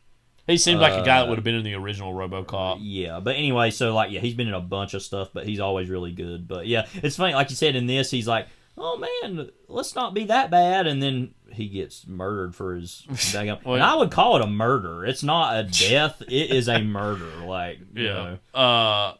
Also, he's not on here, but Patrick Fischler, a young Patrick Fischler, is like in the background as part of the bad guy, quote, bad guy meteorologists or whatever. What are they? I guess climate scientists. What they're what have storm been chasers. described? I mean, Well, they're soul skaters. I mean, Yeah. yeah. So it says. Well, this describes, one guy who was in it. You said Sean Whalen is the got milk guy, apparently. Look at that first picture of him though. Yeah. Joe, played by Helen Hunt, as it describes here, she's a tornado-obsessed meteorologist whose father was killed in a tornado. And there's this weird sense of, like, revenge the movie plays with, as if the tornado is a single entity and just not a total act of nature, and that she's the only one who's seen an F5 tornado until the one at the of course, they can't be at the first tornado that hits. It's got to be the last tornado in the movie is, of course, a F5, like, Okay, there's an important piece of information I think that we need to discuss is that one of the guys in this movie, in Twister, is named Kubrick. Oh, yeah, I saw that and a little second ago. Is he the guy that was filming everything, maybe? Yeah, that would make sense. That's literally like, are you freaking kidding me? Like, a random thought I had, too, of course, Todd Field is later in Eyes Wide Shut, and then there's obviously The Shining's in the movie, and then, lots of random, like... I wonder what Kubrick would have thought of this. I don't know. But I think so. I mean, this movie just is like, I think it fits like, I think everybody would agree that this isn't most people anyways, but this isn't some groundbreaking piece of cinema. And it's not even as good as like Speed is in terms of just Jan de Bont filmmaking. But it just represents a really capable, well-made, decent-sized genre movie from the 90s. To talk about Jan de Bont real quickly, he of course also was a director of photography on a lot of movies. Die Hard being the biggest one, also Basic Instinct, The Hunt for Red October. Some of those McTiernan movies, obviously, Die Hard, Roar, Hunt for Red October. Roar. So he was there for all the Roar and madness. Cujo. So everything from him was a walk in the park after Blood. that. Yeah. It's like if you make that, and it's like everything else is just What, whatever. Roar? Yeah. Oh, yeah, definitely. If you survive that movie, anybody, you're good. Yes, whatever. But yeah, he worked with McTiernan. I mean, Die Hard, I know everybody loves Die Hard, talks about Die Hard all the time. Incredibly well shot movie. That's like wildly good. He also supposedly was a cinematographer for that movie, Blue Movie, that was based on Turkish Delight, also. Yeah. Oh, so yeah, he worked with... I'm guessing he worked a lot with Paul Verhoeven, and so actually that Blue Movie is not at all related to the Terry Southern novel Blue Movie. Okay. I figured it was, but I thought it's it not. might be too, but okay. But anyway, Lethal Weapon 3 also. He shot Cujo also. Yeah, dang, I didn't know he had a gun. Anyway, so like also he was a producer on Minority Report. He directed one of those Tomb Raider movies. He also directed the remake of The Haunting. I didn't really like the original Haunting. I know everybody's going to hate me for that, but screw you. Anyway, so, yeah. Second highest grossing movie in 1996. This, of course, was during the period where these movies were becoming big again to do these disaster movies, partly just due to the technology. And, I mean, I think Spielberg is a big part of that. Just in the nature of like making a movie like Jurassic Park, even though that not even being that's not a disaster movie in the sense of like it's nature or it's like it's pretty self-contained, but in its own way it's about another part of nature. It's in the grammar of disaster. But so anyway, point is that this is a during that time you'd had all these disaster movies of that period. Well, I want to talk a little bit too about Michael Crichton in the middle of all this because. Obviously, it was in the 90s when he was kind of getting his biggest moment. I mean, he had been around and writing, mostly known as a novelist, obviously, science fiction writer. But then he made, like, Westworld and, some other things here and there before that. But I feel like one of the reasons Crichton was so successful in the 90s was because he was this, like, that was when a lot of paperback fiction was just getting adapted into everything all the time. Like, all the John Grisham novels were huge back then. Obviously, the Tom Clancy was huge. Like, all those paperback, airport riders in a roundabout way. Crichton kind of has a little bit of, wouldn't you say, an air of sophistication? A little bit more so. I mean, ER was also something that he, in terms of, like, certain elements of sci-fi with this and Jurassic Park, it's like it's sci-fi, but it's like it's got some heady themes in it. It's got a certain Right. slickness to it that is, I think, was one of the reasons why he was so successful around this time. You've actually read Michael Crichton books yourself, Levi. How much of Crichton do you see in this story or in this quite a bit. narrative? I mean, his movies are about people who are scientists that are average, everyday people dealing with these like really big problems. And obviously. they're everyday people, And but they're also scientists. they are, right. So there's- it's like that idea people used to say about Alien. I think I heard James Rolfe getting mentioned, said once about Alien that it's interesting to see people in the future that are basically truck drivers, but they're like literally flying spaceships. But it's like, so they're like clearly way smarter than we would be in terms of like being able to do all those things. But to them, it's like, oh, let's just drive this truck. And in this way, it's similar. It's like, well, they're literally driving trucks, but it's like, all right, let's just go out into the tornado, and it doesn't matter, you know. Yeah. And they act like it's a big adventure, and it is in a certain way, but there is talking about other contemporaries of this time. James Cameron. I mean, you could mention him too. Because The Abyss was something we mentioned. That is a lot like this. Titanic also later. I mean, all these disaster movies. To quickly talk about some of the disaster movies of the 90s: Deep Impact, Armageddon. I had a couple here I was looking at. Volcano. There's also Dante's Peak. Dante's Peak being is big. one. So there's a bunch of these, obviously, in that time period. Outbreak. I was looking. Dante's Peak was 97, so that to me feels like a movie that pretty clearly. That even had Linda Hamilton in it too. Yeah. That was like in the wake of something like this being a success. So anyway, the point is that I see Crichton in that, in the sense that he made. And I think that is what is still really good about Michael Crichton, even though I'm not as big of a fan of him as I used to be, is he is great about taking these really big scientific ideas and, just heady ideas about science and its implications in the modern world and just making really thrilling entertainment out of that. I mean, one of my favorite random books still to this day, if I went and read it now, I might not care about it as much, was his last book he published called Next, which was all about genetics. Mm-hmm. And it was basically like Traffic, but about genetics. And I thought that book was so good when I read it. Well, that was a big page turner for me in high school. I just totally love that. I'd love to see a movie be made out of that. It also literally has a monkey that starts wearing clothes and walking around like a person.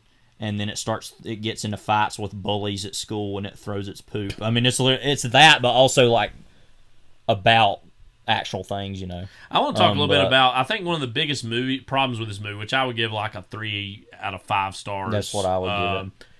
Is, while liking it quite a bit, is the tornado as antagonist. Because that is weirdly, because it, like I said, it kind of sets up the whole thing as, Joe, Helen Hunt's character, is drawn into being interested in tornadoes and weather because obviously the death of her father, as if she's gonna in some ways understand or even crazier get revenge against the tornado.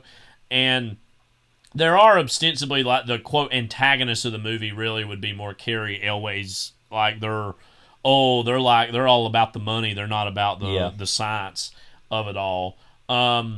They are ostensibly the antagonists, but it treats, like I said, the tornado as like the shark in Jaws, where it's like has seemingly a mind of its own. It makes also monster noises when it goes by. It's like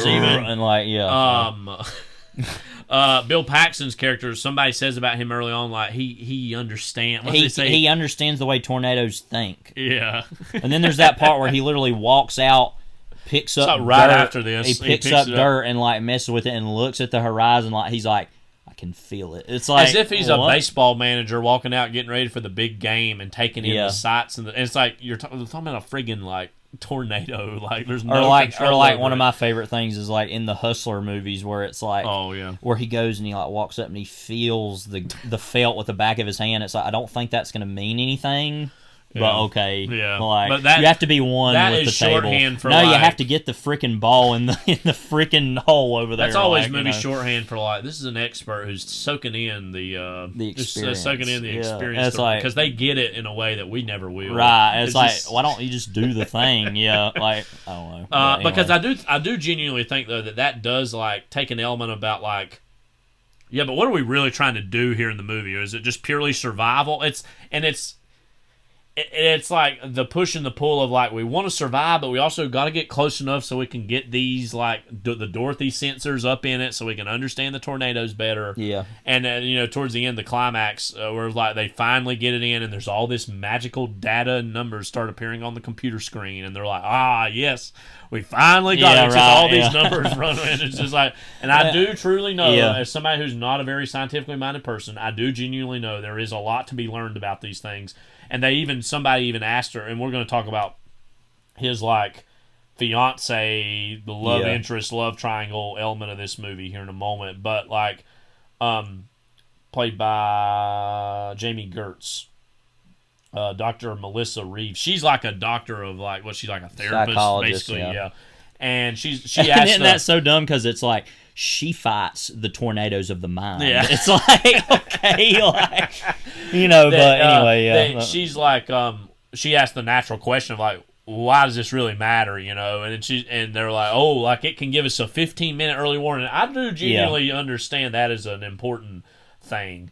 But there's just an element of, and I know the new movie is definitely hyping this up about it. It's going to go, apparently, was said in the recent, I'm not going to forget this, I'm going to remind everybody as often as I can about this new Glenn Powell New York Times profile that was written about him in the wake of Hitman, and then this coming up, Twisters, is him as the next big movie star, which we've talked a little bit about. See if I can jam anything else into that sentence there. Of like, they're cowboys. And then in the profile it says something like he's going to go full on Cracker Barrel, which like is one of the greatest like. Isn't this kind of Cracker Barrel the movie though? Twister in a certain way, not exactly. Well, the whole Twister's IP. Yeah, like definitely. Because it's like we're having a good time, but look at the sky. Something's coming. Yeah. We must order our food quickly. It's like, and then there's the whole scene where it's like we're eating steak and eggs and potatoes. Wouldn't you agree, like the better movie to be made was like looking at storm chasers from a more anthropological place than it being like that'd be like the better movie in terms of it being about like, this rather like than them crazy actually chasing a literal tornado. Yeah, like I love the scenes of the movie and this great action. You can have the same scenes. That's the funny thing. You can have the same set pieces, but do it in this different way. Like, it's like this very haughty popcorn version. I mean, like I said, you could literally make the same movie, but have the daggum tornadoes not be so sentient or so big. Can they not just be regular tornadoes? Because I don't know about you, the scene that I liked the best was where they literally just go to her aunt's house and are eating and hanging out, and it's like and then like she goes up, and that's where we get a little bit of the backstory, and it's like she's the only one who's seen the F5 or whatever, and then she's all by herself, and then she's in the shower, and is the tornado going to come in the room? Right. It's like Psycho. It's like Norman Bates via but tornadoes. It's like, let's talk about the romantic subplot, because I think this is one of the most like missed opportunities to have the divorce papers thrown into the tornado. So Bill, played by Bill Paxton. There you go, Bill. Yeah. Also, there's a whole element of Bill Paxton as a lead we can talk about here in a second. Helen Hunt as Joe. They used to be married. And they are technically still are separated, married. And he has now wants to marry Jamie Gertz's character, again, Dr. Melissa Reeves. And he's trying to get her to sign the divorce papers the whole movie. And it's obvious that she genuinely still has feelings for him, and he has feelings for her.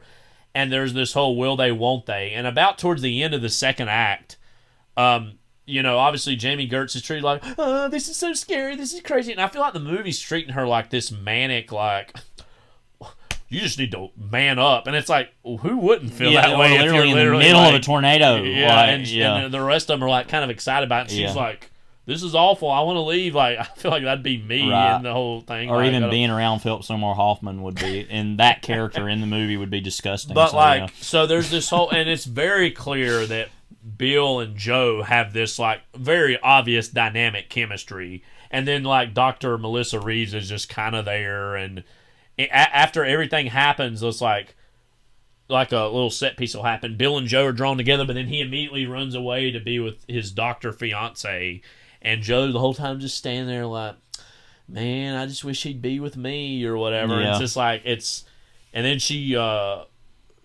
she's kind of finally accepting, well, they're going to be together. And then, like I said, towards the end of the second act, Dr. Reeves is just like, actually, you know what? I'm not even sad about it.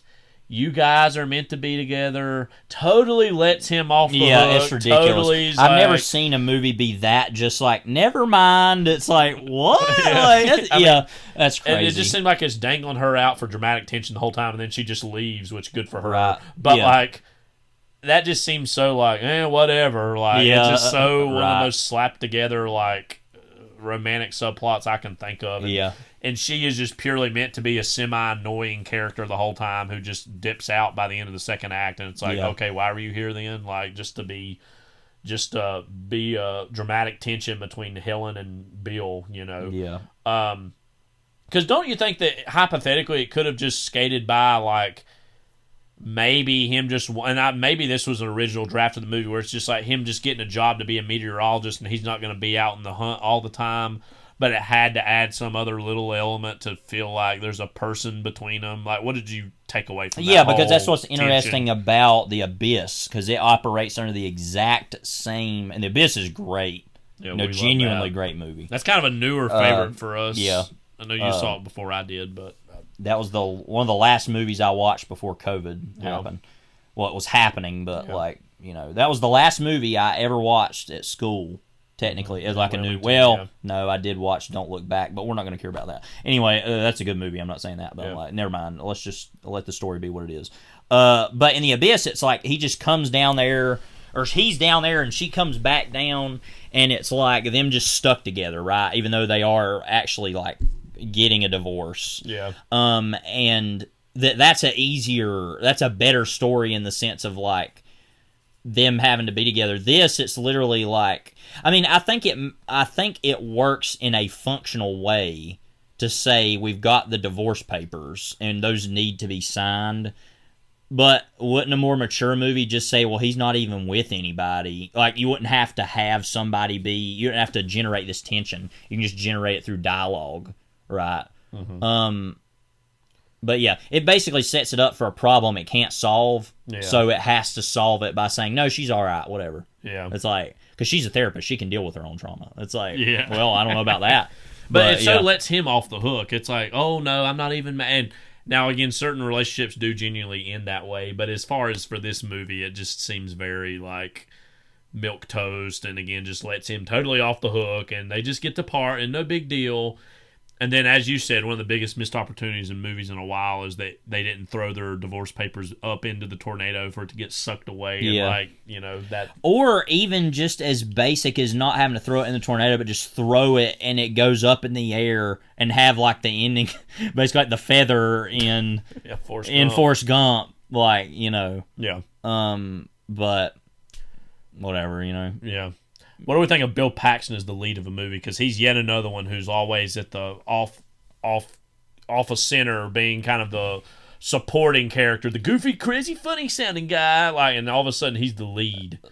One of my favorite line readings from him, and in a role that I hate, is in Aliens. It's in case you didn't just notice, we just got our ass kicked, pal. Bill Paxton is somebody that it took me a long time to appreciate at all. Yeah. I think he's good overall when he's given good material. Not saying that James Cameron doesn't generate good material, but oftentimes he puts him in roles. Well, it's almost like he's like, you make me laugh. Why don't you get over here and just say this little goofy thing? Right. That's what it comes off. And so, and he is good. I actually think he's not that bad in Titanic. No, he's not that in that. He's I think one of the better aspects, one of my favorite parts of him, or favorite things he's in, is him in that, in terms of he's not playing kind of silly. Now, there was a whole drop subplot between him and Rose's granddaughter that they were going to have a relationship. That's totally good. That's gone. That's not in there. Why would they do that? You literally have a movie that long. Why are you going to put that in there? So that was one of the better moves that wasn't in there. But anyways, he was good in Nightcrawler also. Remember, he's in Tombstone. Yeah, he's good in that. So True Lies, he's really goofy in. Oh yeah, Apollo 13, he's good in, I'd say. Yeah, he's a little more docile in that. It's interesting. Kevin Bacon's the more kind of crazy character in that, but Edge of Tomorrow is one of the better ones where he is He's like kind of playing drill instructor type, like over the top guy, but I'd say he's good in that. So, has he ever been in a Kevin Costner movie? Because they should have played brothers in something. Now I'm thinking of that. Like that would have been an interesting movie. They were in the Hatfields and McCoys miniseries. That's right. No, I knew they were in something. I was trying to think. I was like, the right. Because I remember when that. Okay, y'all, talk about Cracker Barrel. Around the time when that came out, 2012, that was like the biggest thing in the South. Yellowstone let me tell is you. now, but but like when the Hatfields and McCoy show came out, that was like a really big deal. And, as Southerners, we actually didn't watch it. No, we didn't care. Our dad watched it, but But anyway, so yeah, I like Bill Paxton. I've always heard A Simple Plan's really good. Yeah, that was a random Sam Raimi movie A Simple Plan. That's the way you have to read Billy it. Bob Thornton's. It's a simple plan. Okay, like Bridget Fonda. Yeah, look at how long the opening to that, all the opening introductory information is. You got some really short paragraphs in the. I'm just going to read this, just this one sentence, and then move on. Sarah does research and learns that the money was a ransom for a kidnapped heiress abducted by two brothers. Okay. Good, but doesn't quite do what did that one just say we were saying earlier for the Sunday loaded with the bomb, the blimp approaches the stadium. I want to get that tattooed literally on my body, like somewhere. And it's like literally the Wikipedia summary. It's not even the movie. It's like somebody wrote that, you know. So, anyways, Bill Paxton, he's aged for you a little bit of a better way. Yeah, you'd say. Yeah, we would agree. Bill Pullman's supremacy, though, right? Like as far as the Bill P's of the yes, but 90s. Weirdly, okay, so like I like the energy of Bill Paxton more in terms of like, wow, he really goes for stuff. Yeah. He's also Bill Paxton is really good in Near Dark too. Right. I want to say he was good in that. Yeah. I like that he has more of an energy. You know, like he gives more to a role. Bill Pullman, I think, is naturally. Bill Pullman is like one of the laziest actors ever, who's actually kind of good. Like he feels like he never really does anything in his roles, but it's like, but like he's even Bill Pullman. His, though, obviously, you know? we've done the commentary for Independence Day, but like even the big, we're gonna survive. Yeah, it's like, we're gonna live on. We're gonna survive. It feels like he's especially if you watch a movie like Lost Highway, like. He literally feels like he barely has a pulse in that movie half the time, which is part of the greatness of the movie. There is that one whole jazz like sequence towards the beginning where he's playing the saxophone, and the part at the end where he is.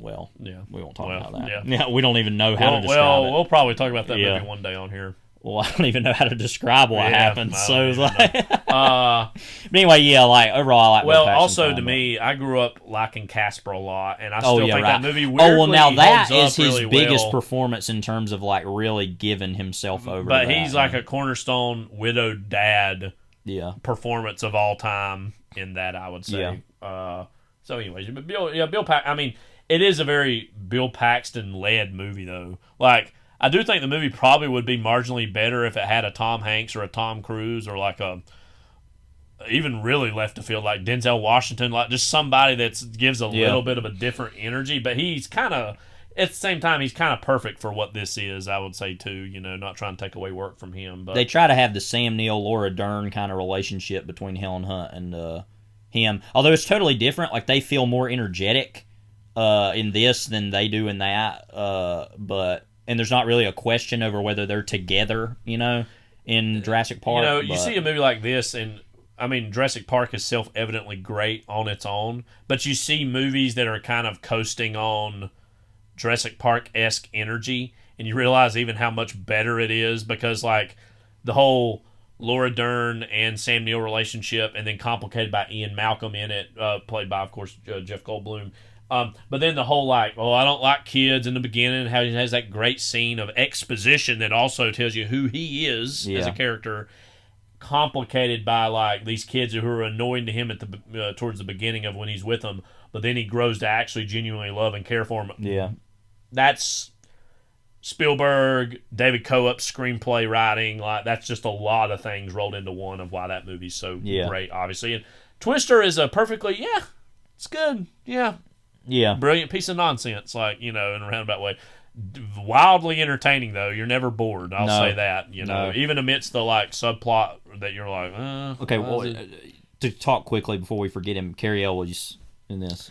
He's always great at playing smarmy villain. Yeah. I mean, I honestly wish there was more stuff with him just to give him a little bit more. Oh, in this movie, yeah. And right. another thing, too, what's interesting, I was thinking about this in comparison to Jurassic Park, is like this whole idea of the villains of sorts being these like corporate espionage / rival scientists of a sort, which is kind of what is going on also within. That's especially the case in the Lost World, too, I think. Yeah, for sure. Right. Yeah, and it's kind of a spoiler to talk about this with him, but like literally is a totally because nobody really dies in the movie except well the dad, at the beginning, and those two characters. It's like wow, okay, that's who we chose to die. Well, that's very direct. It's like, kind of hilarious to me. The guy that was not so bad, it's just so violent. Yeah, over the top. right. Like, and he gets slammed through the car he's driving, like with this big metal crane thing. Yeah. And then the car flips and explodes or whatever. Yeah. Like, it's just so like, wow. They're like, yeah. And all because, and the movie's having this whole judgmental thing, like, oh, they should have listened. Well, this is what happens when you don't listen. Okay, well, what is this, middle school? Like, oh, you didn't listen, so here's a see, tornado. Like a rainy day in the late 90s, this being showed at some middle school by a substitute teacher, and like looking at the class and being like, "This is what happens when you don't listen." Let's go. It's like the teacher from Spider-Man. It's like, let's go talk about. It's like let's go talk about how we listen. Yeah, yeah. I will fail you for this course. I kid you not. But yeah, that's like that little kid in Mad Men. Hint, hint. In season 6 of Mad Men, or season 7 of Mad Men, the kid that like lives near Peggy's, because you won't listen, like literally like that, But anyway, any other final thoughts on Twister? We're going to be definitely dipping. Do we have into... our Jerry's final thought on this movie? Well, there is one question, Levi. Are you about the money? Or are you about the science? Well, clearly we're about the science because we don't take money for this podcast. People keep asking me that. My kids ask me all the time, "Oh, you monetize? Oh, you got money?" No. Why? Because I don't want to. Yeah. And that's my new favorite answer to everything now.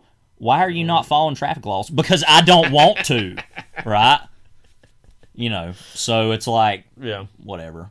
I don't care. Why are you not watching Chernobyl? Because I don't want to. That's how I was at the time. I was like, I don't want to watch that. But again, we're one of the reasons we did this because we knew Twisters is coming up, and we definitely want to see that. Want to go full on Cracker Barrel. I love that. It's like, oh yeah, we're going like we got a shot in the trailer where it's like.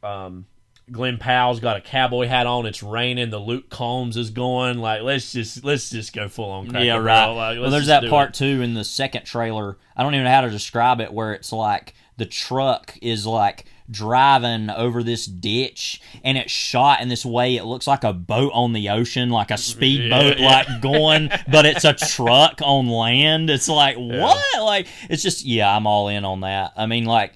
And, that's the thing. It's like, I love the way that movie looks visually, too, because it's, like, so sumptuous. It's like... The new one? It's like it looks new, and it's big. It's a big new movie, but it also looks very Western and, like, sumptuous looking. I just love the way it looks. There's a lot of great shots of the Heartland in this, too. Oklahoma, yes, that's what I'm saying. I love when a movie can do that, and because that's...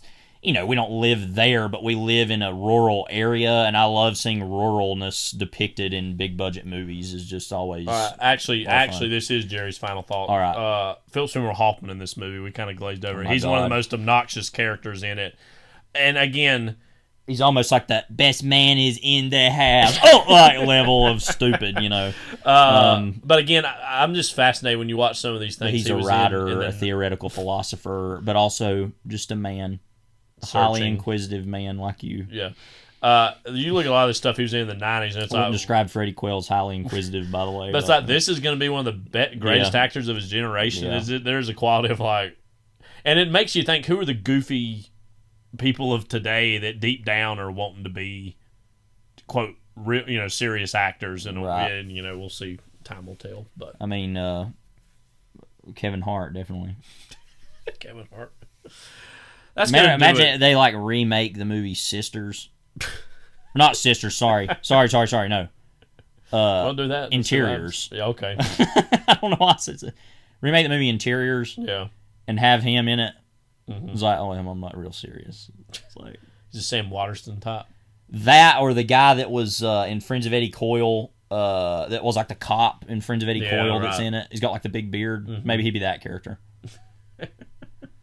We just need an Interiors remake anyway, I think. Yeah. Who's going to be in that? Who's the women? Okay, so we got Kevin Hart. So let's have, first of all, Ashley Park. Got to have her. Yeah. One of my go-tos. Lily Gladstone. And then you also got to have, let's see. Oh, gosh. Awkwafina. Okay, but I was also thinking of like, oh gosh, I feel so bad. I can't remember her name. What was that lady that actress that was in The Outsider that played Harriet Tubman? You know what I'm talking about? You know, show The Outsider. Yeah. She was like the lead on it. She was in that Harriet Tubman movie. She's in the new Wicked movie. Yes. I feel stupid that I can't remember. Put her in there too. Let's see. Cynthia Erivo. Yeah, duh. I feel bad because I'm like, oh yeah, definitely her, but I can't remember her name. Yeah. Yeah, Cynthia Erivo. Yeah, there you go. There's your movie. Wait, who's going to be the... Okay, well now it makes sense why I don't remember this, but what's the guy's name that was in 12 Angry Men that was also in Interiors? He was the dad in Interiors. Yeah, E.G. Marshall. Who's going to play E.G. Marshall? I mean, do we need to give Robert Duvall one more role? Yeah. He'd be a lot older, but I don't know. Why not, you know? I'm just curious. E.G. Marshall died 2 days before your birthday. No way, really? August 24th, 98. Oh, man. Welcome back, E.G. Marshall. We said that about somebody else the other day, didn't we? That it was somebody died, and it was like, welcome back. And it was me. I was like, yeah. Oh, well. E.G. Marshall, welcome back to the Resistance. Yeah, would you quite... Well, I tell you what, I do this a lot, where I take my glasses off and mess like this, like he does in 12 Angry Men, where I mess with the what's that on your eyes? Like, shut the hell up, old man. Like, I always remember he played the president in Superman 2. Oh, really? Yeah. I keep always forgetting who it was he was in Nixon, who he was. He's got a discography section, by the way. Wait, what? John Mitchell, yeah. Oh, yeah, okay, yeah, right. Yeah, he also was in that... looks like there are plays he's done or soliloquies. So, right, oh, yes. Dramatic readings. Stupid crap they recorded in the 50s that nobody cared. That's like in the 50-cent bin in any store. Yeah. Yeah, so like... not that I wouldn't buy E.G. Marshall 50-cent record in a bin. I'm just saying, like... Yeah. But, you know, he was also in that episode of that TV show they played that was about abortion or whatever, or pregnancy on Mad Men. Hint. Yeah. Mr. Mason, yeah. He said. Anyway, there needs to be an Interiors remake. Yeah. So, I'm just saying. Need to get on that. Again, that's going to be all we got today for Overlapping Dialogue, episode 93. But don't worry. Jeff, what have we got next episode? Stay tuned for scenes from our next episode. That was a very bad performance, Mr. Faversham. No true Sangari would enter a room with the self-assurance of an Englishman. Why was that fellow in such a funk? He was terrified you might betray him. Oh, I see. But for myself, I have no such fears. But I must admit I should feel a little more comfortable if you would tell me frankly why all this, the wandering, the disguise. In England, 4 people gave me a white feather apiece. They've got to take them back. Oh, a mad race, the English. No, not so mad. In England, the white feather is the mark of a coward. Ah, I see. Then why worry? Be a coward and be happy. No, Doctor. I have been a coward. And I wasn't happy.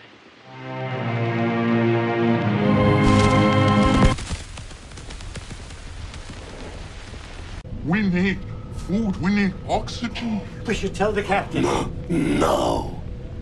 He hates to be bothered. Be blown to Neptune's daughters. We are doomed anyway.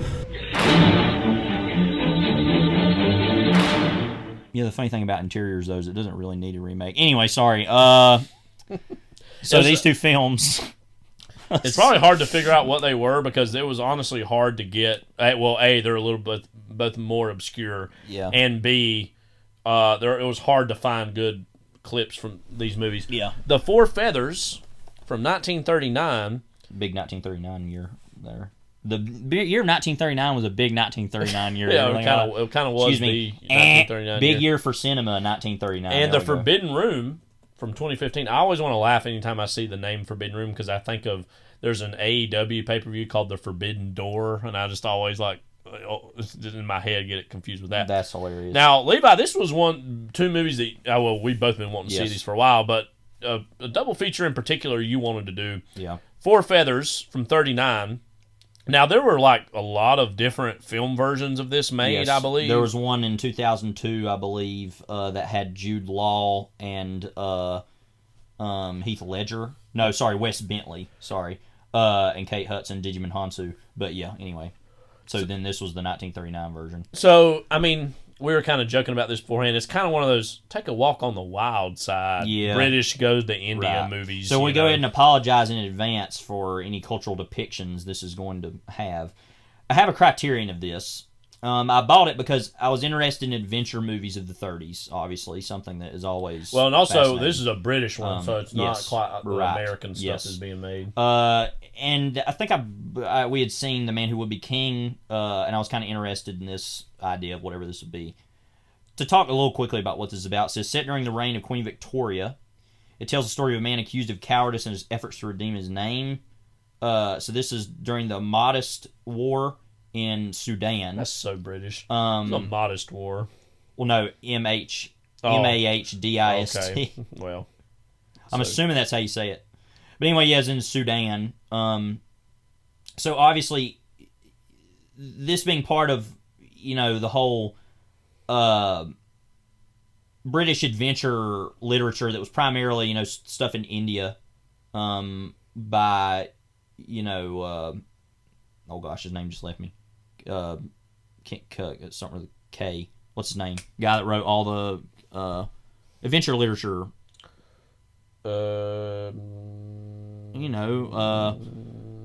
He wrote like King Solomon's Mines and all that crap. Or not? Did he write that? Rudyard Kipling. Oh yeah, Duh. Kipling. Okay, anyway, yeah. Rudyard Kipling. All of that kind of stuff. Now this novel is written by A.E. He wrote that, right? H. Ryder. No, that was another guy. Never mind. Yeah. A.E.W. Mason wrote this. But anyway, so a kind of a forgotten version of this book. I don't really totally know a whole lot about it, but like I said, we have it. So well, it's like kind of it's considered one of the better versions of it, I believe. Yes, yeah, I've heard it's good, and it's on Criterion, so it must be sort of good. So yeah. But I want to do that, and I also picked The Forbidden Room by Guy Madden, which we've talked about Guy Madden on here before. We've at some point we would have talked about My Winnipeg and the saddest music in the world. I really love My Winnipeg, and also his other movies. We've seen saddest too. music in the world. I'm a big fan of. Yeah, the best movie I've seen his so far is My Winnipeg. That movie's flawless. Yeah.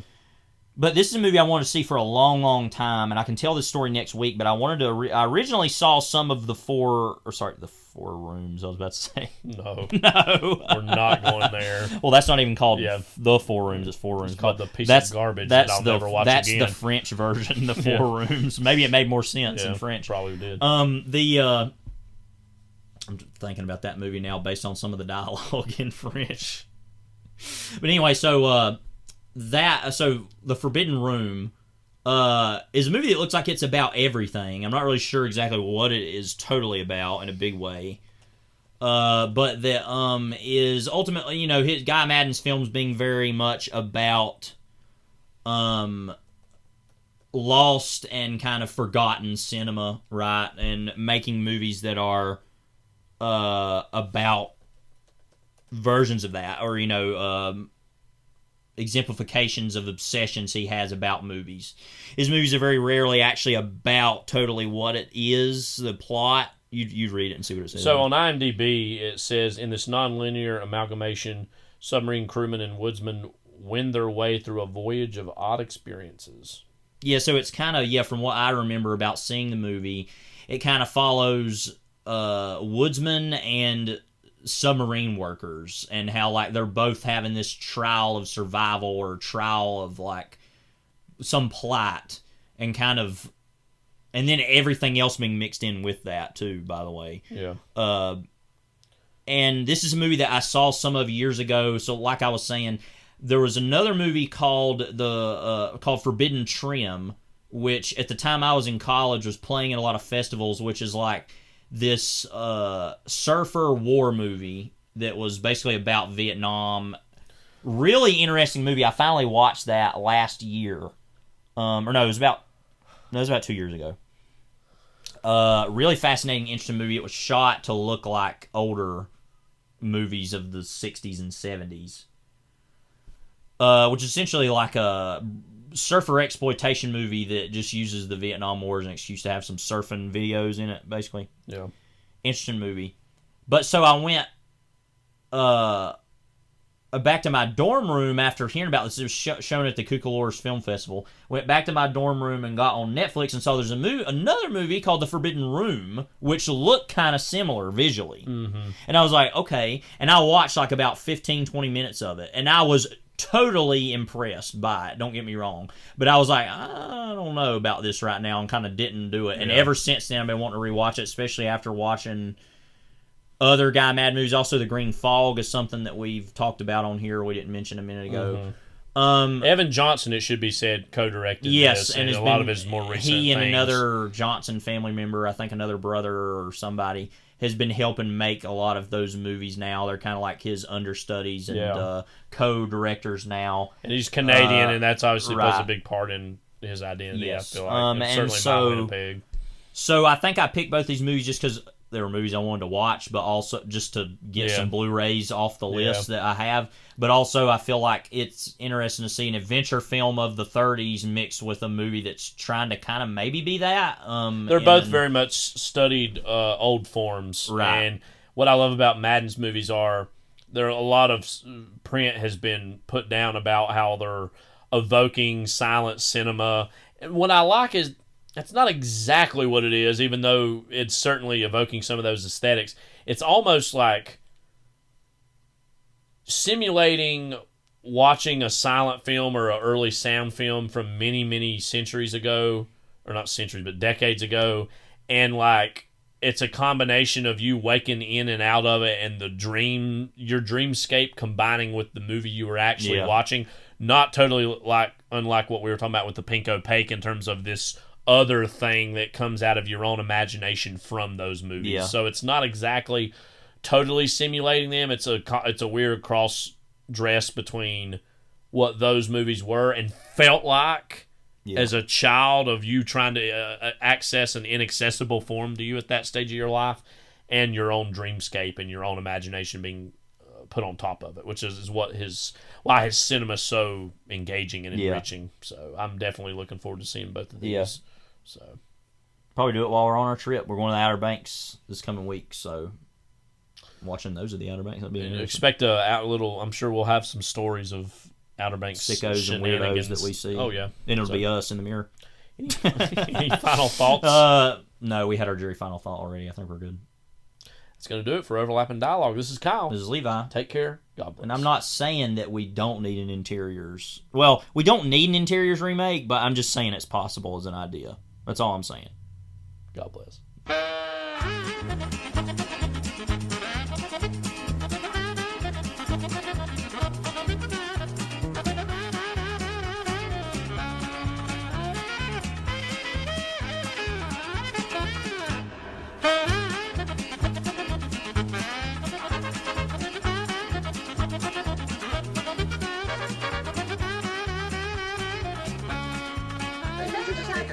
Thank you very much. So nice. Goodbye.